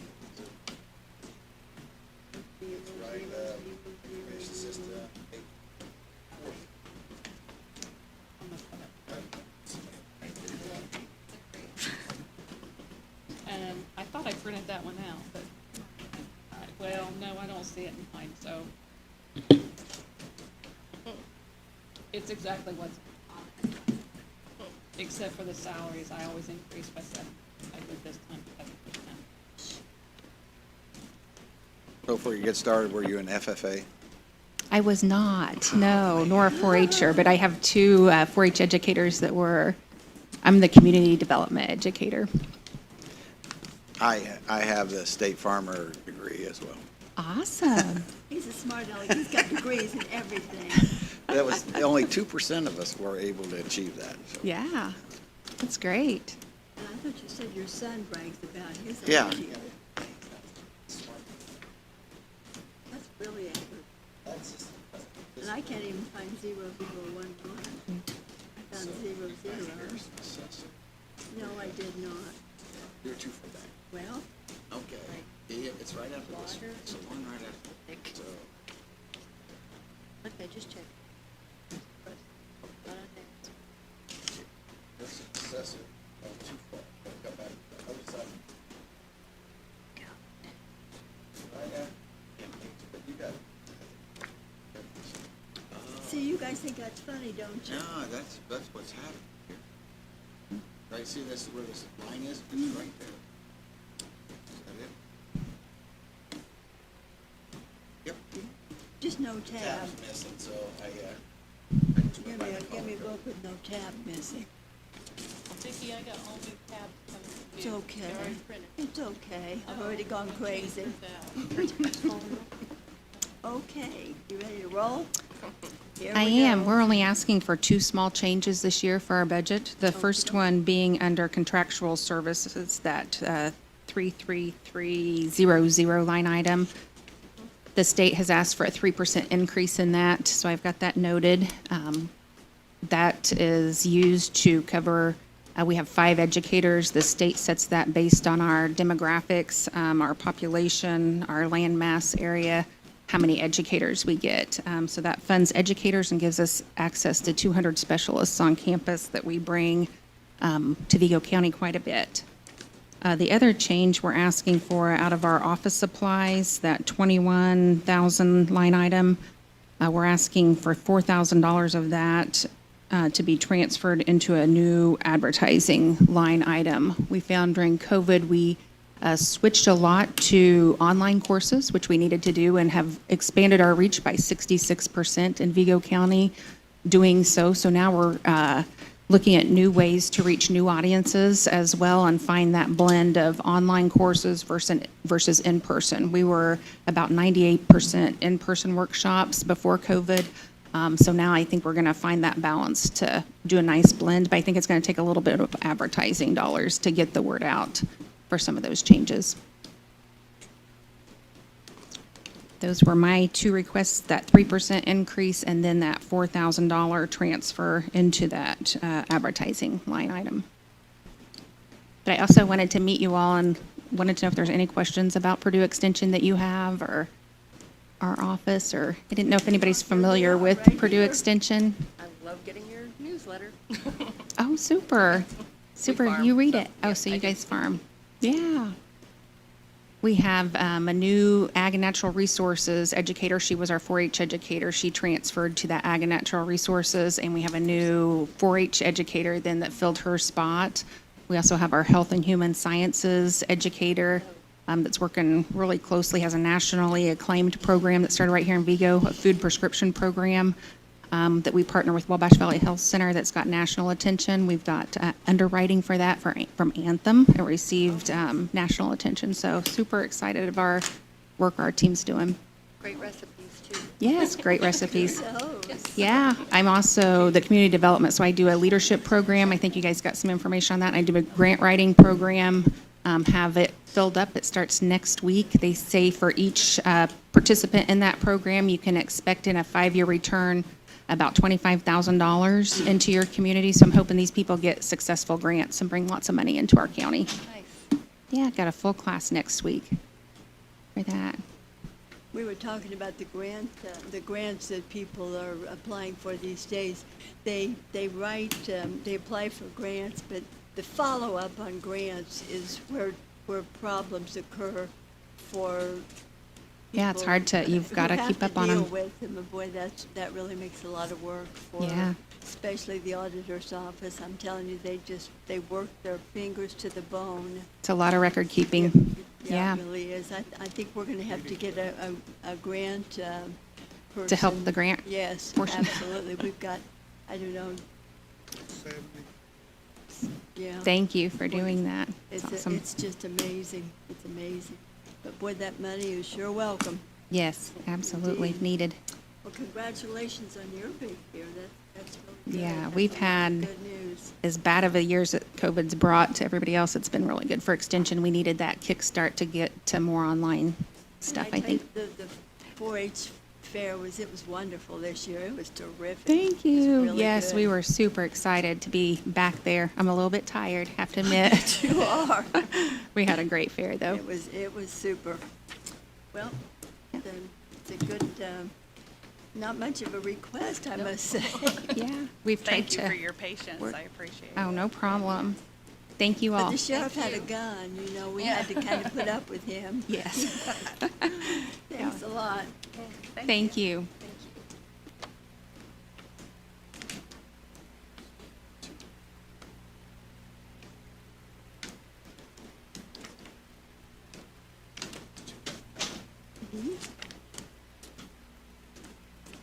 Let's see, I got 4 more down. Mine's a kind of a curious book, I think. Well, Madam Public Defender Chief.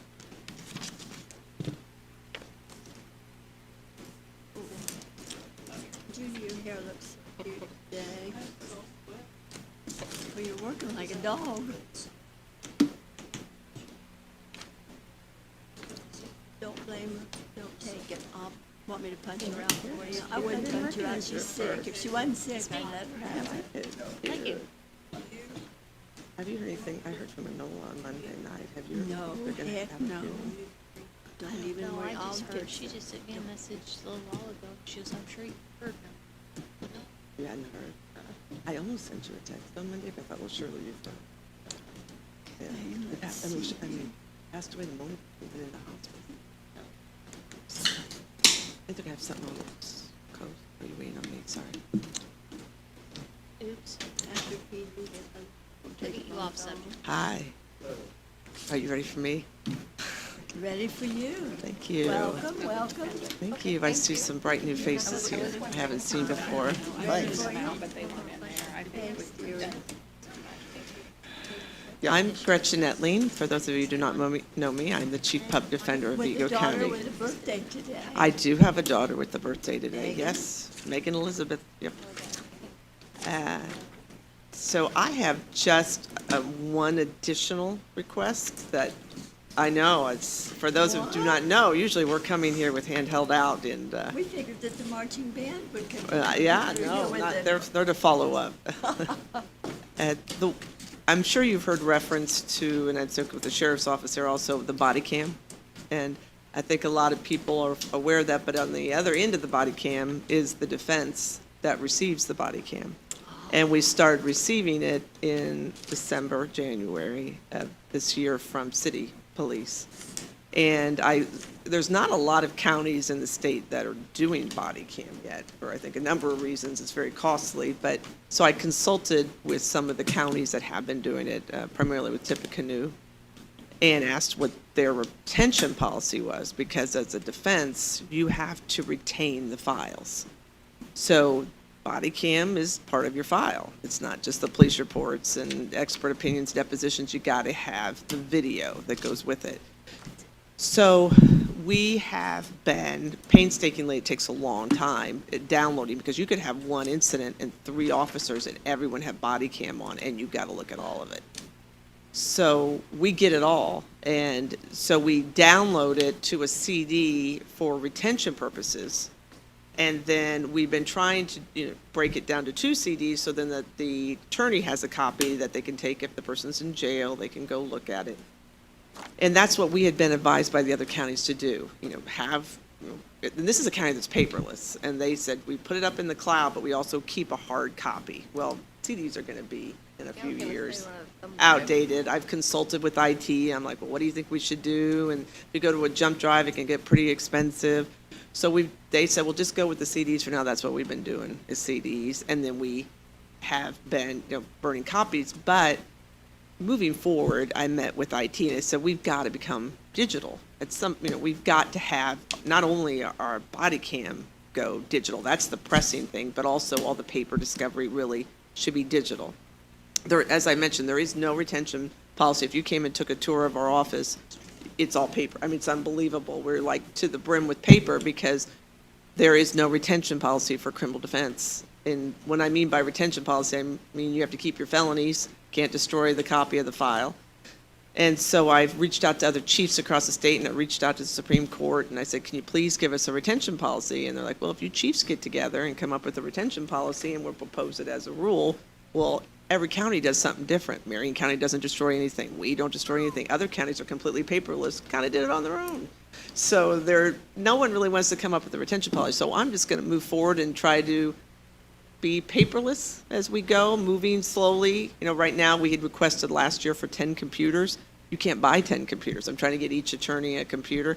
So they said by maybe December, we'll be able to buy the ones we have money for in 2021, and then we'll get another in the next 10 years, and eventually we'll get paperless. Well, we need storage, and that's what a long way of me coming about the additional request in contractual services. I consulted IT. They said that would be the cost for 28 attorneys to be able to have storage digitally, to put the body cam video in, to put the discovery in, that they can access. And that's what they gave an estimate up to what to request for trying to move forward paperless. Before we can do it, we actually have to have accounts for the attorneys that we could store the data in. If I can, is that, when you're talking about the storage, and you talked about some of the CDs, are you also talking about having off-site server storage? Well, that's an issue also. We store everything here. Right. With this server. I would love down the line to have my own server for our office and protect it. I've requested that in the past. I was requested to withdraw it a few years ago because they felt that this server was sufficient to serve our office.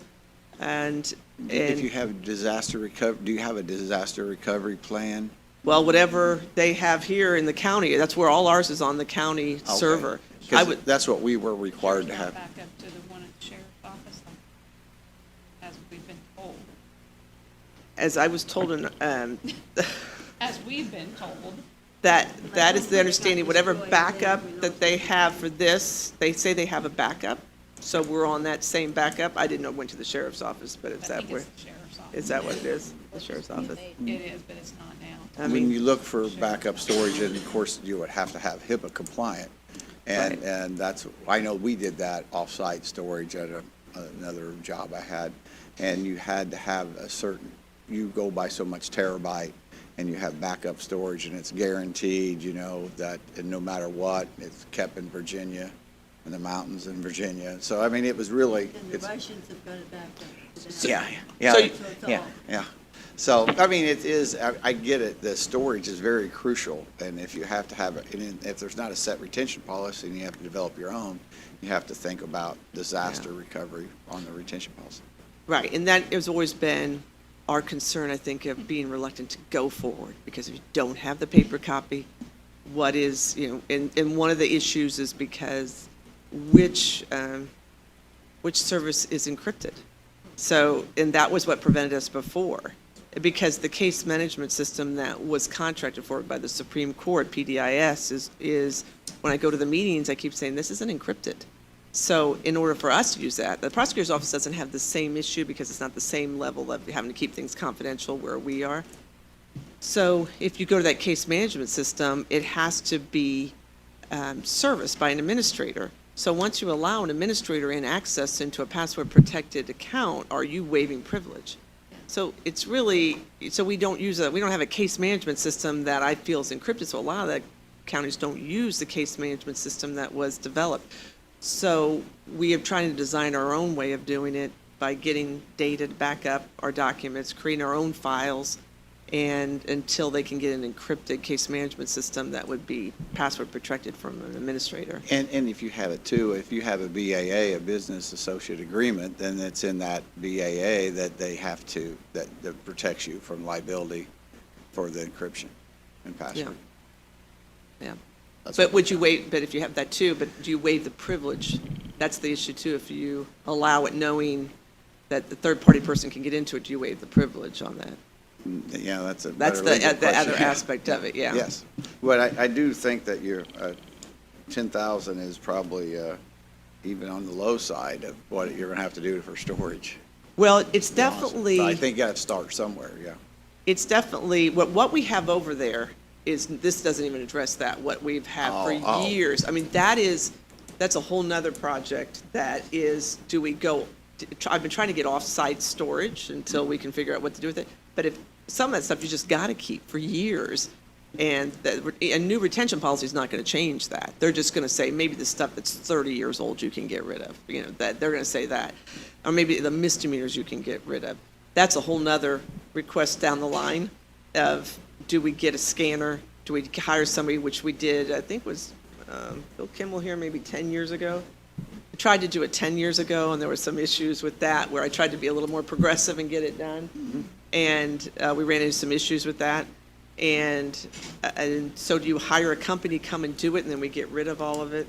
So, yeah, so Vigo County's tried to be progressive about it, but it's not worked out. So I'm doing more of the approach of moving forward with the files we get, let's say, January 1st, 2022, that we now try to put it up digital, get a computer, start with one court that goes digital, and then move along. I'm not sure if this will address, I think he kind of gave me a ballpark of how much a Google storage account costs. I don't think this was an actual written estimate. It's just I requested IT, how much do you think I should? And I don't know, he thought it would be like $13 a month and then times it by the number of attorneys and kind of come up with a ballpark of how much you would need over time, the year, so. Are you concerned about the security of the CDs that you have copied? I think I was just talking to I was actually just talking to the sheriff and the commander, and those CDs are not gonna be, I mean, some of them you probably can't even read now, that they have got their photos of discovery. They said they've been consulting a separate IT department for the sheriff's office, and they've told him these CDs that you've got pictures on now are not even readable. So we have got, I actually, I'm going to speak to the commissioners about this again, but we probably need to consult with someone who, the IT, I think, is really swamped with all sorts of issues. If there's someone to consult with viability of CDs moving forward, because this is only now the sheriff's department is requesting it.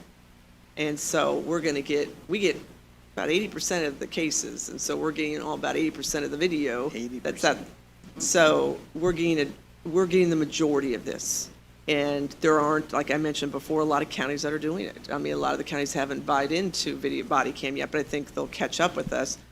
But what do you do? How do you store it from the defense standpoint? I'm also concerned about the physical security of the disc itself. I mean, are you concerned about that? Or are you considering Well, and I'm thinking if we put one of the copies, if we save it in a safe? to the cloud in the attorney's file, Yes. then you've got it up to their file. But then, like, say if that crashes and you don't have it, that's why we're making a physical Backup. copy of it, but how long is the physical copy good for? Right. Should you put it on a jump drive? Well, jump drives are very expensive. What is, as far as, because when we ask, should we do jump drives or CDs? So, well, CDs right now, because jump drives get really expensive, and you have to put, each video gets a jump drive. It's not like you put what a wasted storage that would be on a jump drive to just put one short video, so it gets costly. There are a few computers that will even Read it. accommodate a CD anymore. CD. Oh, no, they just changed out our computers and took away the CD drives. You didn't get an So we had to ask for some get of an them back. We're external. like, we actually need those back so we can take them to the jail and show our clients the video. And so we kept a few there. Or an external CD Mm-hmm. drive or. So ideally, we would just have it on digital, and it would just be stored in the cloud. But you always have that concern, like you mentioned, that what if it crashes and you lose it all? The Gotta have a prosecutor's office, backup. does not have the same obligation of retention. I think they're trying to figure out a way to retain it also. He's like, let me know what you figure out. So, because it's all new. We didn't do it in less than 7 months, so it's a start. Somebody has to have figured it out. Somebody, someplace has figured it out. Tippecanoe is who I talked to, who seems to do What it. do they And got? Park County has it, but I talked to Park County, and Park County is such a smaller county. What they do is they just send the video straight to the attorney. I think the Ku Klux Klan's keeping it for them. Yeah. I'm I- pretty sure. So I- it's just a rumor, but So I guess under the bodies from our demonstration, the police departments, that price they're paying. That 100 includes the storage of it For them. for them forever. So what they're saying is you have to, because when we talked to them, it was about access for public defenders and prosecutors to that. Yeah. So with that contract, if with that company dissolves, and that contract, I think they have a 5-year contract, if that is done, It's do we still- trust that we're gonna be able to get access to that? That's my concern, is it's just so unknown yet, and like maybe 5 years down the road, I'll be like, well, Because it there was was. discussion about public defenders and prosecutors getting access to that because we knew they were required Yeah. cases if they'll have access to it and the privacy of it. Yeah, I'm looking for any suggestions because it's so new. I'm not sure what the best policy is for it. I know it's very slow. It takes hours to upload these. We even gave one to IT and they're like, this is gonna take you hours. It's a long process. It sounds phenomenal, but when you get down to it, it's a lot of manpower to download those.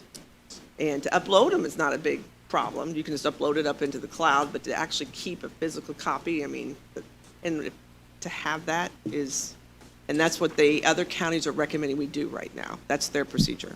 TikTok, It's mind-boggling that they Put it on don't there. have it. on TikTok. Put it on TikTok, yeah. It's mind-boggling they don't have some type of regulation or standard out for it. As long as body cams have been around and as many cases have gone to court, you'd think they'd have some type of a standard for it. Or a company that could do it much quicker than you could physically do it yourself, the time And if we it takes. Do you I think there would think, be a company that would do that. I don't know if in Indiana, I think nationally, maybe there is a company. I hadn't That really should thought about qualify that. nationally that we could, and then I guess, hire somebody to, I'm thinking like that company that you can call them and they send you a box and you send all your videos and all your Then they beta sell it to videos the and your side. pictures, Yeah. and they upload Like it Legacy onto- Box. Yeah, that's what I'm thinking. the Body cam Legacy box. They sell it I to the would think that there would be prosecutor. something like that. That Yeah. would be specifically for this with the security. Well, it's changed since we started. It used to be that they would email us a link, and we had 45 days to get on the link, and then you had to download it in 45 days. Now the prosecutor's office, I think, is sending a file, but you only can allow to access it for so many days. And so I don't know if that would work, because it's all by email that we're getting all this, and it's not like a physical thing we're getting. We're not, no one's copied, they're just saying, here, you gotta go do this, get it done, and download it and get it. And you need it pretty quick, you gotta, these people, the turnaround's gotta be pretty quick that we download and view it. And so, yeah. I'm sitting here thinking, I know, that's a business opportunity. Somebody should be able to do that. yes, So I, what you need 10,000 bucks, right? yes. Okay. That's Bottom what line. we That's need. simple. We can do that. I, You've got another- staffing, Do you have another issue? I don't think I so. don't think so. She just wants $10,000. I don't think, I think that's the only substantial, I think I got machine. Yeah, I'm saying this, only this Don't this be time. offering them up. Yeah, if you brought that up, yes, what do you got down there? I said, I think she's No, asking for it. that was the I didn't say- prosecutor. He wanted two, he Yeah, they wanted two wanted- because- deputies and a secretary. because the on defenders top get of all the people you stuff. got. Yeah. Oh, has he already been here? Oh, yeah, first one in. We're not at liberty to say. No, it's public record, so. Yeah. And the rest are just, if liability insurance went up, that's based on the number of cases. Is that under the, It's under insurance, and it always, they base it on the number of cases you're appointed in your office, and they always, our cases always go up, so it always just goes up a little bit, not a lot. what about this 1,200 supplemental public defender? What's that? Oh, that's, Is that you? that's me, but I don't think there's any substantial additional No, no, requests in okay. there. I think it's, we added the Looking same ahead. for the computers again, hoping we'll get some. Cheapest thing she's ever asked for, so just say yes. Okay. That's based on, that is for fees. When people are appointed a public defender, there's assessed a $50 or $100 fee, depending if it's a misdemeanor or a felony. That's put in that account, and then it's an account by statute that we present a budget for. And we pretty much supplement anything that we think we might go over in general.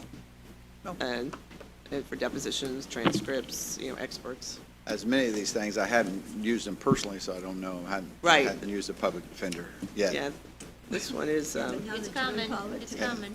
And maybe, yeah. That you picked up, they May- had another fund in the back of the book. yeah, that? that is good. That was good that you picked up, they had another fund in the back of the book. Thank you. The CIB meeting, I was looking ahead. He wasn't paying attention to the I CIP wasn't. meeting. I wasn't.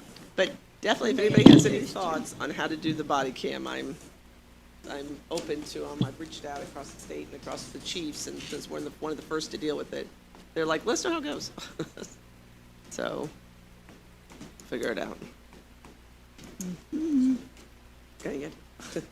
Yeah, I'm gonna do a business, that's what I'm talking about. Yeah, these all, It is a all job. come out, that's what's wrong with it. They're all I could coming just out. hire somebody just to come in and do that constantly, all day. And figure out what to do.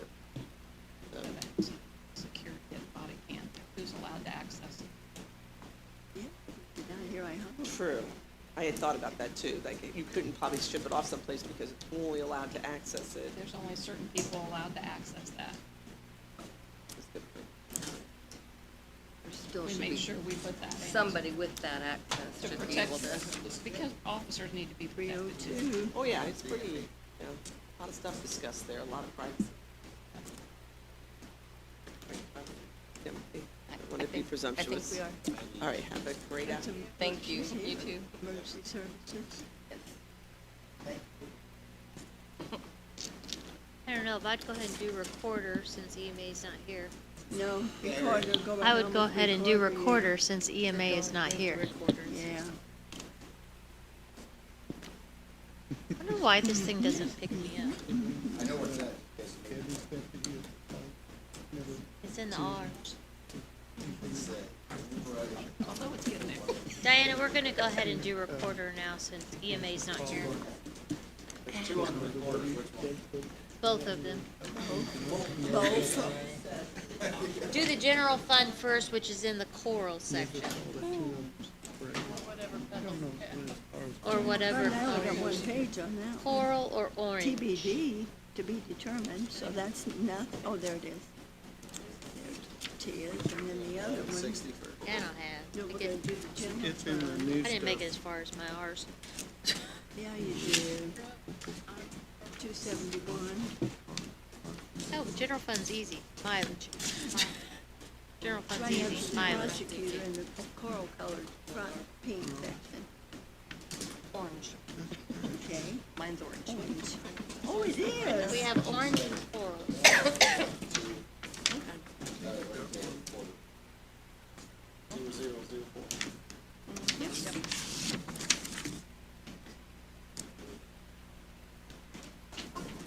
I'm Diana. I am with Beagle County Recorder. This is Kim. She's Chief Deputy. This is our first time doing a budget. Can you hear me? Okay. First time doing a budget, so we are in a learning process.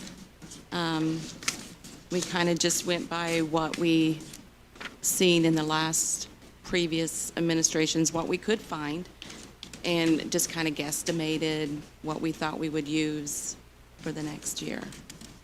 And it's used, I think it's pretty self-explanatory. If you have any questions. In the general fund, it doesn't look like you made any changes. Yes, we didn't really do too much at all in changing of anything in the budget. All they really have is the mileage in the general fund, the rest is based on salaries and whatever you project. Yeah. So those numbers came from us for advertising. Okey-doke.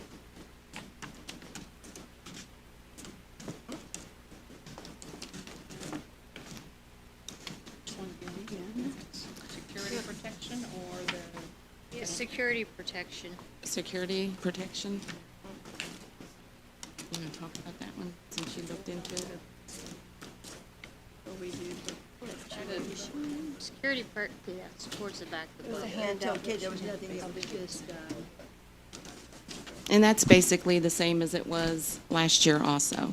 It looks like you've got added service- redacting again. You put redacting back in the budget? we'll go back to the back of that, Oh, you're being charged for redacting? We are the CSI, and it's never Security quit. protection. I don't know where they were paying it out of before this, and they have. Oh, well, I think that, well, I don't know, but I mean, originally, I think there was a specific project where they were going back and doing old records. They're billed for, I don't, for, does, on CSI's. What is the service agreements for? You know that? and then when they look. I have never found it yet. either one of you two. 1160. Service agreement? Recorder security. Service agreements? Yeah, it's CSIs, Yeah. and we pay them for redacting, and we get statements from them to pay that.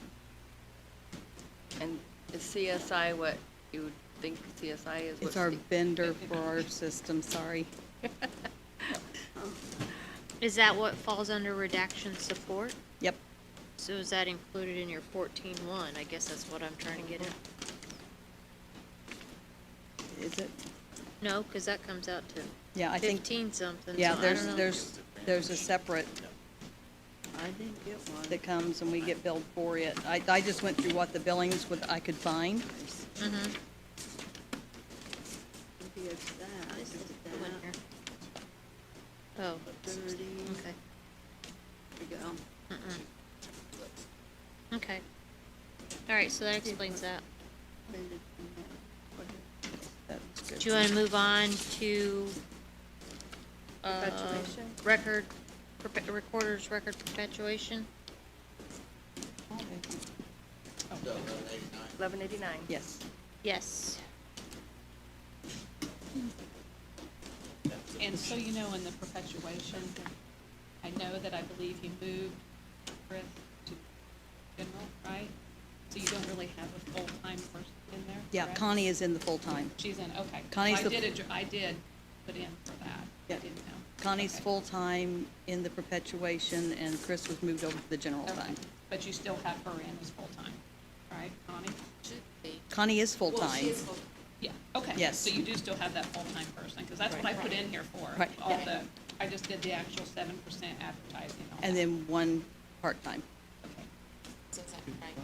Okay. We'll adjust it during adoption, but for advertising.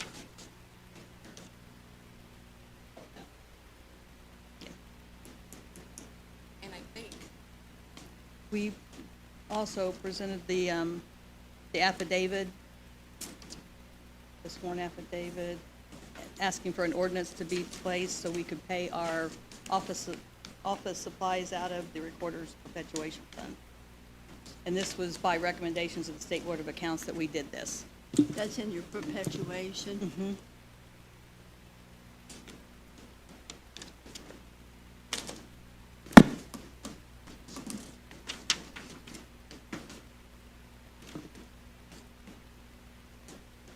In that affidavit, it's asking to pay for the full and part-time employee and also anything to run the office as a general supplies on a daily basis. And State Board asked for that. This should have been in place all along, and we found out it wasn't. So we decided to go forward. They said, don't worry about the rest of this year, but they highly recommended that we got this in place before the start of 2022. Okay. So we'll just do this at the council meeting. Right.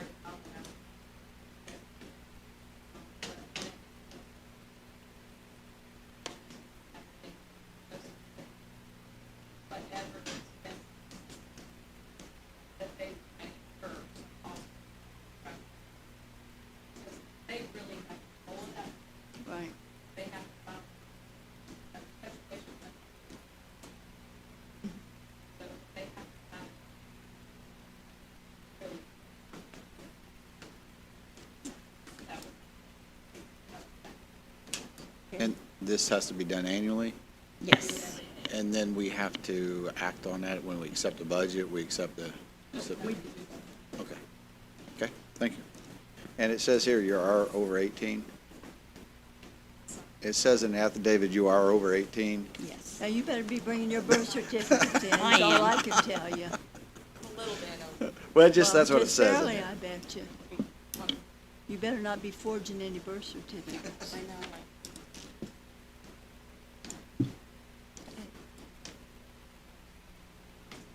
And who will have an ordinance, will you guys have an ordinance for us to You should have a sign? copy of it. It's- Oh, we do have, but we have to have an original that we can do whatever, yeah. Yeah, they'll have original available. This is just so you can read it and you know what's coming up. And then with the revenue stream that it shows here, then we shouldn't have any problem with, if we have enough in revenue that, under this perpetuation to pay for They those. got There's loads plenty. of, they are loaded. They're loaded. Yeah. We're good. That's why they're not asking for any money on this other end, huh? I like it. They're good to go, aren't they? You have one more, the enhancement, public enhancement, I don't even know what, I can't, Enhanced 1160? access. 1160, I think.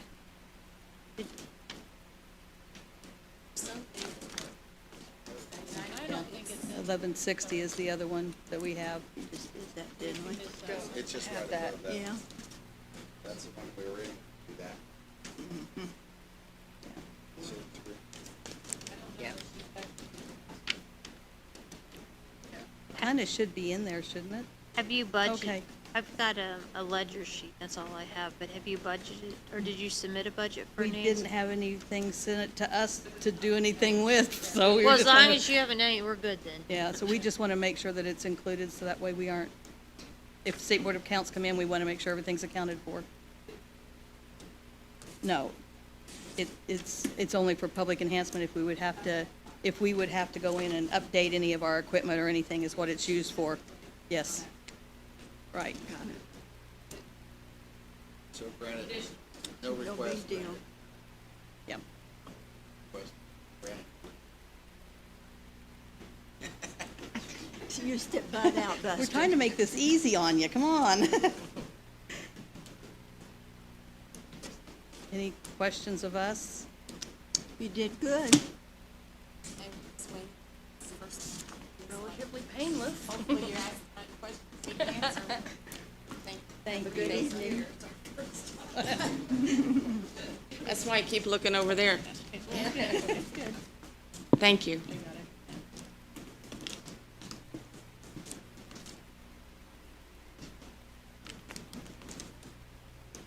You're the last one of the day, and they're all wore out, so. PMA. I had this We're looked Emergency up and I Management lost Agency, it. and Calissa, we didn't put LEPC, but LEPC hasn't changed, so we submitted the budget, but I don't think do we need to discuss that? If you don't have any changes. No, there's no changes for that. I did see there is a page for that, so. Okay. Because one year it got missed, and then we had to come back, so I just want to make sure Well, that that we was got when it. they didn't submit it. That's how it got missed. Yeah, well, whatever it was. So, whenever they're ready. All right, so you're ready to go. Probably easier just to address the changes we'd like to make to the 22 budget. Everything else would remain the same from the 21 budget. So, under personnel services, this is either the 8th or 9th year that I'm coming to the council and asking for an overtime budget.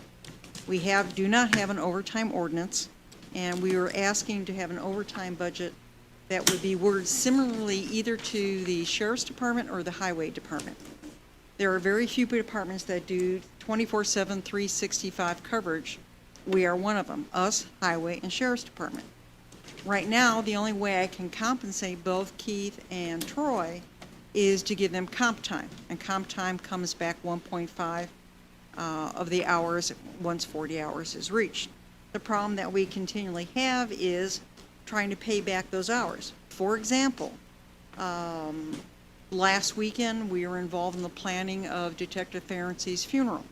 And on Monday and Tuesday, worked that funeral. But on Monday night, at about, 2 o'clock in the morning or so, there was a drone call-out. We are part of the drone team from the county, working with LEPC, which is the Local Emergency Planning Committee, our department and sheriff's department for one of the drones. We have the only one that have infrared, which means nighttime operations.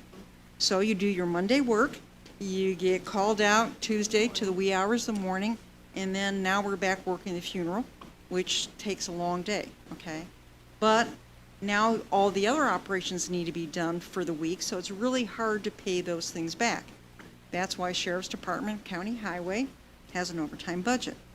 We are asking for a total of $7,500 to be put in the budget to be used in those overtime hours rather than doing compensation time. Right now, we have a lot of compensation hours because of the inability to pay them back. Overtime to us makes sense is that you're paying it in today's dollars, not accruing comp time from before, now that I'm paying in current dollars. So this is something that the Sheriff's Department had done years ago, cleaned off the slate, made it clean, compensated the employees, then they went to an overtime. So we are asking you to consider that. We are one of the few departments that brings back almost 50% of our salaries every year from state funding. This year, and for 21, it's 21 budget, right? It's $55,000 that's coming back to the county. Last year, the county received $65,000, and the year before about $63,000. The reason it's less this year is the state received less funding from FEMA. FEMA put out a huge amount of money during COVID-19, and so monies that were coming from something that's called EMPG, Emergency Management Performance Grant. And what that does, we have certain metrics we have to meet for the state, education, response, training, exercises. We have always received maximum points and therefore have received maximum funding. So this year, the maximum funding for a county, now they change it to population of the county. The very smaller counties, quite frankly, are really kind of getting screwed over on this one. But we are getting maximum points and maximum funding at $55,000. For next year, they said, oops, maybe we didn't do that right, so they're now relooking the formula for 22. So we may be back close to that 65% or 65,000, which is close to 50% of the salaries. And that covers salaries and benefits. So we would ask that the council kind of keep that in mind when we look at that. We have brought in 50% of our salaries. We've been doing this for 15 years. So that's how long we've had maximum funding. Also, we have brought in grants. The EMPG also sometimes will offer a performance grant. It's usually competitive, but we've usually been very successful. There's been thousands and thousands of dollars coming back into the county through the grant work that we've done. Under supplies, nothing has changed from the 21 budget. I got to put my cheaters on. Okay. Let's see. Under professional services, there is a change. We were notified from IT that they want to remove the funding from the Indiana Fiber Network access from their budget to our budget. That comes at a cost of about $7,500, and we absolutely have to have internet access. Not only is that where the office is out in the Air Guard base, but that's where we stage a lot of our equipment. Everything kind of back and forth from the state. They want it by email, those type things. I mean, everything has gone to a digital format. So we need to have access. We are on the Indiana Fiber Network. Previous to that, we were being beamed by a radio to the joint building. But when it's like days like today, when we had snow or heavy rains, that would disappear. So we cannot perform without an internet access. So what we're asking for, if IT wants to shift it from their budget to our budget, then the $7,500 that was in their budget probably should just move to ours. That's the way I would see it, but that's why there's that change in contractual services. Normally, contractual services is funded at $1,000. Because of the changing of where that fiber network is being paid for, they wanted to shift it into our budget. Or they said they didn't want it on their budget anymore. But it just shows $1,000. It does on hers, on the page, second page you got. We had to do On my spreadsheet, and the one I gave you should have 75 or 8,500 Yeah. contractual services. We had already, Yeah, in Yeah. the fiber network. We had already This s- main page has 1,000 because Troy and I just talked about this yesterday. Yeah. Or day before. Yeah. And I was, email me a new one, and I talked to IT. So Yeah, okay. because originally we already submitted our budget when they told us they wanted to change it off their budget, so we had to it's make in a there. correction. I found it now, thank you. I'm Yeah. sorry. Is that a I new wasn't looking at the right T1 line, place. or what, do you know what kind of line it is? It's just a single fiber, fiber line out there. They've been paying for it. Well, we were on joint for a couple of years, then it went to IFN. It's probably been about 10 years.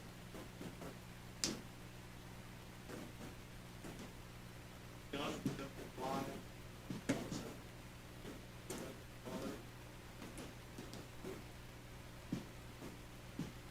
Okay. We're going to check. We don't have time. Going down. Or we might be able to work it better. Apparently that's the problem. So we were taken a little bit by surprise by that request, so we had already submitted our budget. And so we will look for other avenues. I'm not sure how long that contract goes for. I think they told us another year. Yeah, IT contracted it, we didn't. But we would like to see if, now Joint has spent almost a year laying fiber cable.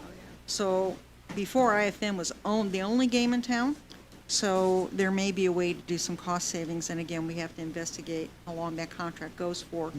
But as it stands right now, it would be an additional $7,500.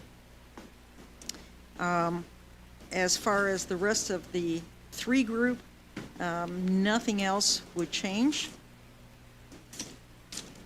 And then no changes on the account other services, and then the capital outlays. That capital outlay, we are asking under vehicles to replace the vehicle that I'm driving, which is a 2010 Ford Expedition. is now 11 years old and coming up on 100,000 miles. Last year, we had to do rust work on it, which was almost equal to the value of the vehicle. And back in November, the vehicle was hit. They didn't total it. They did repair it. I'm happy to have the vehicle, but it's now getting to be 11 years old, and as you all have experience with vehicles, at some point in time, it's going to be starting getting big stuff on it. And we would like to replace that with a similar vehicle. Right now, part of our rolling stock, there is a 450 that pulls all the big trailers. We have the hospital trailer, command unit, power cart, SAR trailer. There's numerous items of rolling stock that has to be pulled. Troy's vehicle was replaced, a 2014. It was Car versus Deere, unfortunately. Deere won. And that 2014 Explorer was replaced with a 1500 Dodge pickup truck. The pickup truck really seems to do very well for their pulling capability. And even though the Expedition can pull, we use that Expedition. I tend to drive that one. That one's fully loaded, and we use that as a command vehicle. So as we respond to scenes, all the vehicles are fully lighted, full radio suites, and they're all certified through the state of Indiana as emergency response vehicles. So and I think in the larger packet explaining, that is, the one-time purchase would be $44,637, and that is the QPA price. Typically, we get it out of Bloomington Ford because they are one of the few dealerships that will use the QPA pricing for the state of Indiana, which has given us significant discount. The 1500 Ram was significantly discounted using Bloomington Ford. Unfortunately, the local dealerships don't want to participate in QPA. I know a lot of the dealerships aren't even giving fleet discounts right now because of the shortage, but is that price with the trade-in, or is it then you still have the vehicle? What we usually do is we turn the vehicle back into the commissioners, so then they push it out to another department. I didn't know that. Yeah. In the past, like when we got the 450 truck, we had a Ford 250. That actually went to the engineers department, and they used it for pipe and all kinds of things working on Okay. bridges. Thank you. So when we would rotate a vehicle out, it would rotate back to the commissioners basically for reassignment. So those vehicles are being used. Again, there's a lot of rolling stock, just because the nature of the beast. We never quite know when we're rolling, and there's a lot of moving parts. Unfortunately, a lot of big vehicle or a lot of big trailers sometimes have to move at the same time. So it's, there are two trailers that make up the hospital trailer. So right now, we have the hospital trailer for District 7. So if there's a need for it in this county or the district, we would roll with that. Command unit similarly. So there are a lot of assets that tag team together. So if the hospital trailer goes, the mass casualty incident trailer, which is what, a 30-some-foot trailer? It's big, it's heavy. They're triaxle trailers. So we're talking about 18,000 pounds on some of those. So you can imagine that we have to get rolling stock moving in a timely fashion. That would be the only changes we had from the 21 budget. And did you say what vehicle you will be purchasing? I didn't see that. That was it would be what, a 21 or 22 Expedition. Oh, it is an Expedition? Yeah. Well, I see it here, it's got it just said 22 vehicle increase, 44,637. Look on the people that goes, It says 2021. We included a Page quote 17. from Bloomington Ford. have you checked with them to see the availability? People really having a hard time getting those rascals. That's why when we replace Troy's, typically we have our vehicles are painted white with our lettering. The only one out there was a black one, so we said, yeah. My favorite color. Yeah, so it still shows the dirt dog on it. But we work with them for availability. Of course, we can't make any move until, the budget would be approved by the council. So, they actually offered to buy that truck back at a significant value, but we really needed the truck about 3 weeks after the county purchased it. it's crazy out there. So we don't know what availability is. Have no idea what it's going to look like, during COVID and supply chain issues. Folks have been trying to buy these vehicles. I mean, they are not getting them. It's crazy. No, and we were very surprised, but pleased that Bloomington Ford was willing to do the QPA pricing Oh, yeah. despite everything else. And when we said we wanted it, they said, all you do is send us an email saying, you've got approval for the funds, and they held it for us because Champaign, Illinois was looking to get the very same vehicle. Of course, money talks, and as soon as we said, yes, we have approval from the council, then it happened. So they have been very, very good to work with. ISU was trying to buy some vehicles from Bob Bowen. He couldn't get them. Yeah. And it seems like there's a dealership, what is it, in Plainfield Ford? Who's the Dodge folks? Andy Moore. They were doing QPA pricing, and Bloomington Ford. They do a huge amount of business. I don't know if that's different. But we've worked with one guy at the dealer for years and years, since probably '07. He's been extremely good to work with. He gets right back to us, and they've just done a good job. And they're remarkable in pricing, so and we've been very happy with them. Can I go back to your overtime and just even in addressing what you all have dealt with in this year, the extra hours and then the potential of the variant? Do you see continued? I just know because we've personally worked together once a week all year. Yeah. So I know there's some extra hours you're all putting in. From the entire month of February, March, April, we basically staffed the COVID clinic with the health department, not only scheduling volunteers, getting volunteers, but actually doing the registration, giving vaccines, the whole 9 yards. So we had that on top of everything else that was day to day. Right. That also include response, drone call-outs, you name it. I look at the cases, number of cases here in Vigo County alone every day, and we're starting to see these bump ups. From the weekend, there was one day there was 14.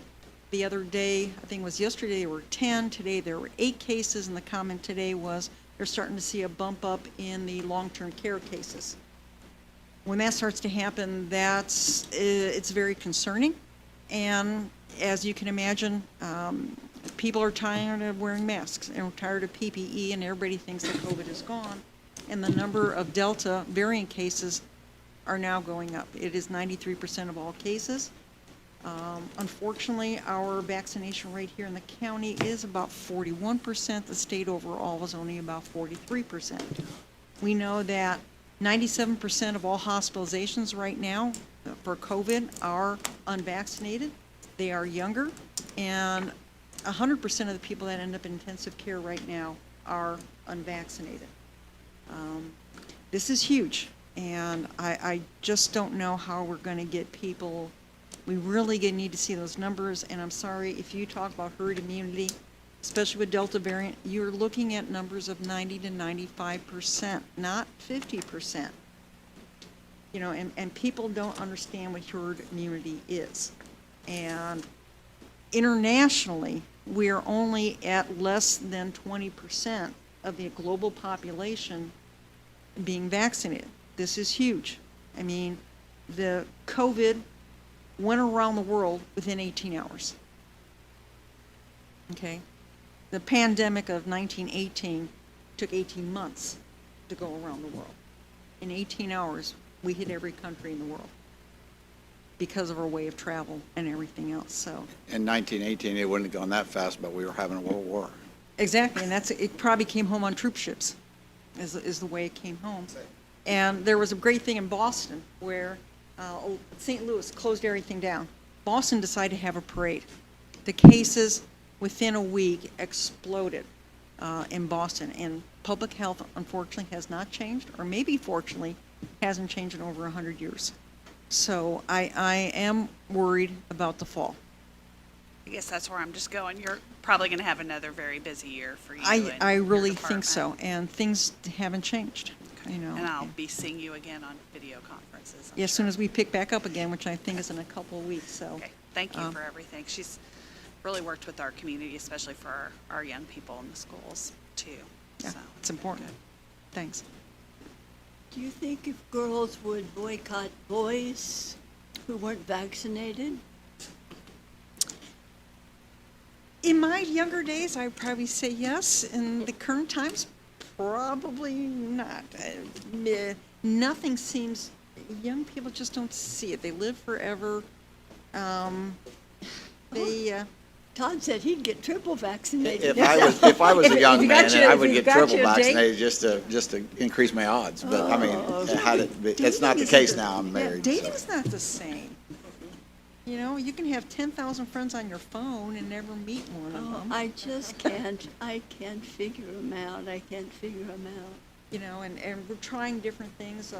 We have a project right now with the health department trying to hit our Hispanic community, some of the underserved communities. We're working with the Catholic Deanery, some of the Hispanic masses. We're hoping to maybe get a mobile unit. We're trying different things to try and reach out to people, try to get them how important it is. I don't know what it's going to take. They're doing interviews now that they're running on in TV news of people in the critical care unit saying, if I had only gotten a vaccination. I know. How sad is that? You know, and this, what people don't understand is a terrible death. A lot of these people, you know, on ventilators, gasping for air, this is not what you want your family member to go through. But I guess until you're there, oh, what can you say?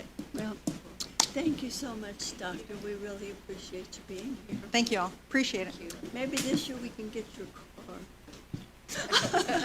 We write, you know, one is able to, the 450 we actually got on a grant.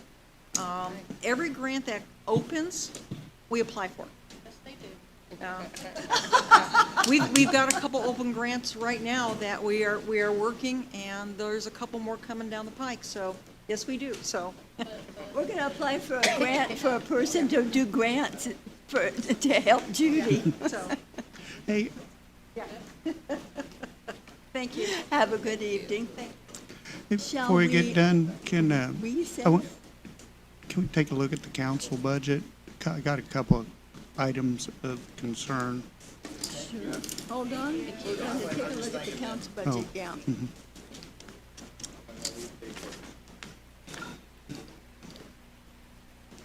Okey-doke, we're at 0061. 0061, is that the one we're looking at? Oh, What is that it? Oh, what Oh, is it? 061. 061. Right, it's up front.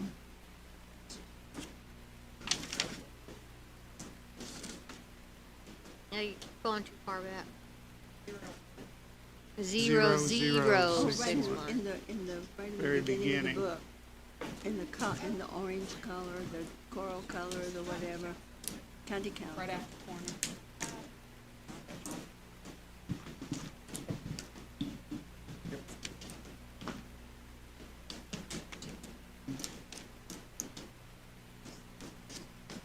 Are we all getting new cars? No, Oh, on what, in salaries and wages, been carrying this $500,000 in that's about payroll right for our adjustments. operating expenses, isn't it?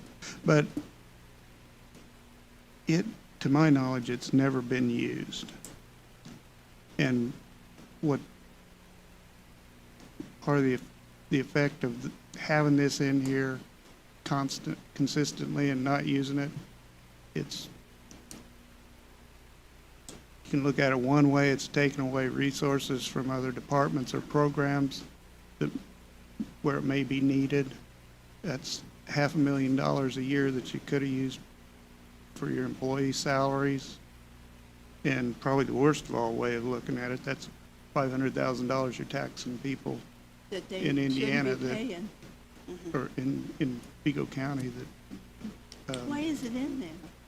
I think it started back when they first started the tax caps as a way to compensate for the Oh. loss in that. But since that time, DLGF has prescribed other means to account for it. It was always just kind of a backdoor way of doing it. You're increasing your projected expenses to compensate for a lack of revenue, which is kind of backdoor way of doing it, but it worked, but it's not Sneaky. necessary It's called the anymore. old sneaky Pete. Yeah. You know, so I think that's something that needs to be gone. And you, as an auditor, how would you recommend we do that in the budget allocation? We just Yeah, zero this out and use zero that it out. funds? Is that the professional method? Mm-hmm. It's the honest method. Well, that's what I'm assuming, that we would disclose that we have zeroed out this. One And- less tab? All right. I will leave it for advertising purposes. Oh, you have. I'd And rather then the budget when- be, I mean, because you can, but It can't once you get increase the it. final numbers, then you can take it out. But just so you know, I am gonna leave it in for advertising purposes, and then you Well, guys yes, can you make, should, because that's what the council. and then you can make those decisions about. I realize that I know 4 of them sitting up here, so. The other thing I wanted to point out, we've got this supplement for drug court and supplement for community corrections. Drug court, the fees aren't sufficient to support the program, so they need Put extra stuff money to in. help them out. Do we But need to put more in? no, I think these are more appropriately placed in the court's budget. The council's role is the fiscal body. You're not an executive body, you're not an administrative agency. And by having these things in here and, determining the timing of their use or whatever by the agencies that are supposed to be benefiting from them, I think you've crossed the line from a fiscal body into an administrator, which you really don't have authority to be. So if these are needed this year, I think it's more appropriate go in the court's budget or somewhere else than in the council budget. My opinion.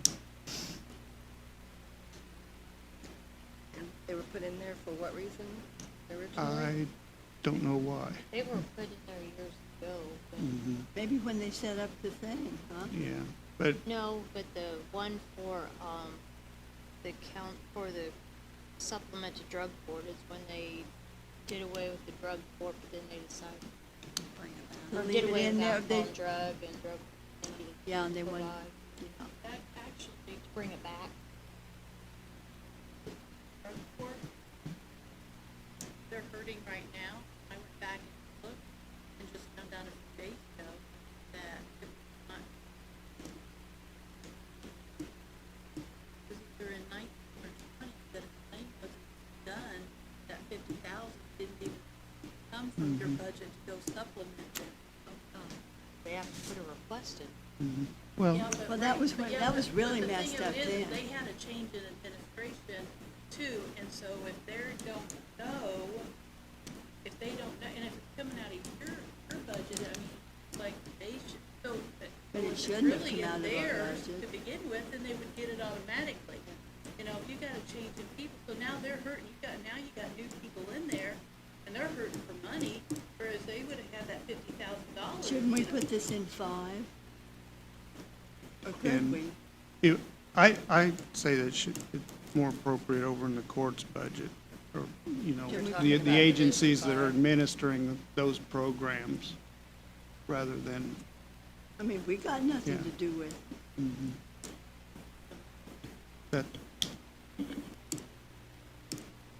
And the same with community correction? That should go into court as Well- well? Now, how'd that get in, how'd that 32.5 get in here? yeah, what, my problem with it is you guys aren't administrators. Right. You're not the one that's charged with determining how it'll be used and having it, I guess, basically having it in your budget is outside the realm of your You authority. advise that both of those should go back into the court? That's what your Community recommendation? correction is to pay for the, Sure. screeners when the council agreed to help fund 2 part-time drug screeners? That was because the courts didn't drug screen, and they didn't have drug court. It's been in there for several years. I mean, it makes no So do you difference want to maybe me. 5 years? Yeah, I mean, that's just less claims I have. It's kind of, It is all. kind of scary that this is not before now. I Oh, mean, it's that that been nobody hard. I noticed mean, we it. just not done anything about it. Nobody didn't do it. Okay. Well, I knew I'm they all did. about just putting it where it's supposed to be used. I mean, Exactly. I like clear cut, like if it's for this fund, use it for this fund. If it's this, you know, I like clear cut. I know sometimes we need to be flexible, but, if there's, you know, programs that need it or, you know, can have a need, or we've seen a few things go up in cost. Yeah, logically, I get drug court, move it to drug court, but wouldn't the community corrections move to, not to court, but to one of the Well, corrections, or to courts run the juvie, or? they run the community correction. But when they were here, we should put when they were here as the department heads, it was, there's multiple ones on that too, right? But you're maintaining the same fund. That's it, like your council budget, court's budget, out of the general fund. You're talking community corrections, they're a complete separate fund, so this claim gets. This is all under the general fund. Oh, this is all in the supplement to help general. them. Right. So you would still be approving it, probably putting it in the court's budget, Oh, in the court's budget, and right. the courts would Yeah, Separate it to then where they it could needs to use it go. for when they need do it. community Yeah. corrections, because they're the ones that work with them, because Bill Watson. Sure. That whole And my only question is, back when we were back up with the payroll adjustment, that group insurance number at 132, is that a number just for the salary and wages, or was that also the part of that 132 for the group insurance, part of that $500 payroll No, adjustment? that's all your insurance. So for the county Insurance. council, if I understand, the payroll is 169,200, and the healthcare benefits, or the group insurance benefit, is 132, Yeah. so it's almost equal to the wages. Well, but you look at, you have Yeah, 7 you council guys members are that only getting, make you guys, 15 to yeah, 16. what are you making, $15,000, and the health insurance is 20 or 22,000 I for a just, family. I didn't know, I didn't take the health insurance, so I didn't know what Well, we're in it a break. was. So I'm a cheap date. I actually have your practically spreadsheet, free. I'm not quite sure yours is that much. Well, no, No, but it's we not had so good. many changes. Yeah. Yeah, well, Um, 13,860, I There are think. 5 council people here right now. I say we split it up. I'm just joking. Just joking. We'll visit you in the I orange. will. I think the insurance might be a little bit lower, because I just did everybody's insurance as of July 1. That's something you're gonna see kind of fluctuate, because people go on and go off. Yeah, We have to choose a date right, to make it sure. official. So I just thought maybe that was included in that payroll adjustment. That's all I was- No, it's just the figures for Yeah, okay. for the 7 councilmen and The Calissa. 32, I mean, shouldn't you just put it in the community correction? No. Court. yeah. It needs to go into court. Now, I that's will my tell question you was that I anyway. believe that the reason way back when they did that was Is that so for that. drug court? Community corrections, is that for drug court? No, the drug court, So what court did you want to put it in? Just the just court courts, fund. but all the courts are in a single, they have courts budget, and that takes care of all 6 Six of them. court. Those account line items just moved to the court's budget. Anyway, I do think way back when these were originally appropriated several years ago, that one of it was so that should they not need 32,500 I know for, that. to supplement, I the community corrections for drug screen, was that money stayed there and it didn't get transferred to another line for dues Silk or Road for travel, the judge. so that you could control. That's how I did think. When they were having such big difficulty. Well, I mean, I think that was the intent. Because And it evidently was necessary at that time, for whatever reason. Which was really But ignorant. maybe not necessary now. Of course, that's a definite. Yeah. Are we, have we concluded our business here? If you're, Can I recess this? well, if you're recessing, you have to give another meeting date. Because you So, have uh, to announce the date of we your next need a meeting. So I date? think that was gonna, we're looking at Wednesday? Next Wednesday, Can you Wednesday, Wednesday? Wednesday? 28th? Can you Yes. Wednesday, everybody Wednesday? Wednesday, the 28th? July 28th. July? Next week, next Wednesday. Is that the 28th? Not 2 weeks from now. Well, we were talking about. Is that 28th? Yes, July 28th. At what time? 10 o'clock? Is room available? It would be It all should be. day, I would guess it'd be available. I've told them that.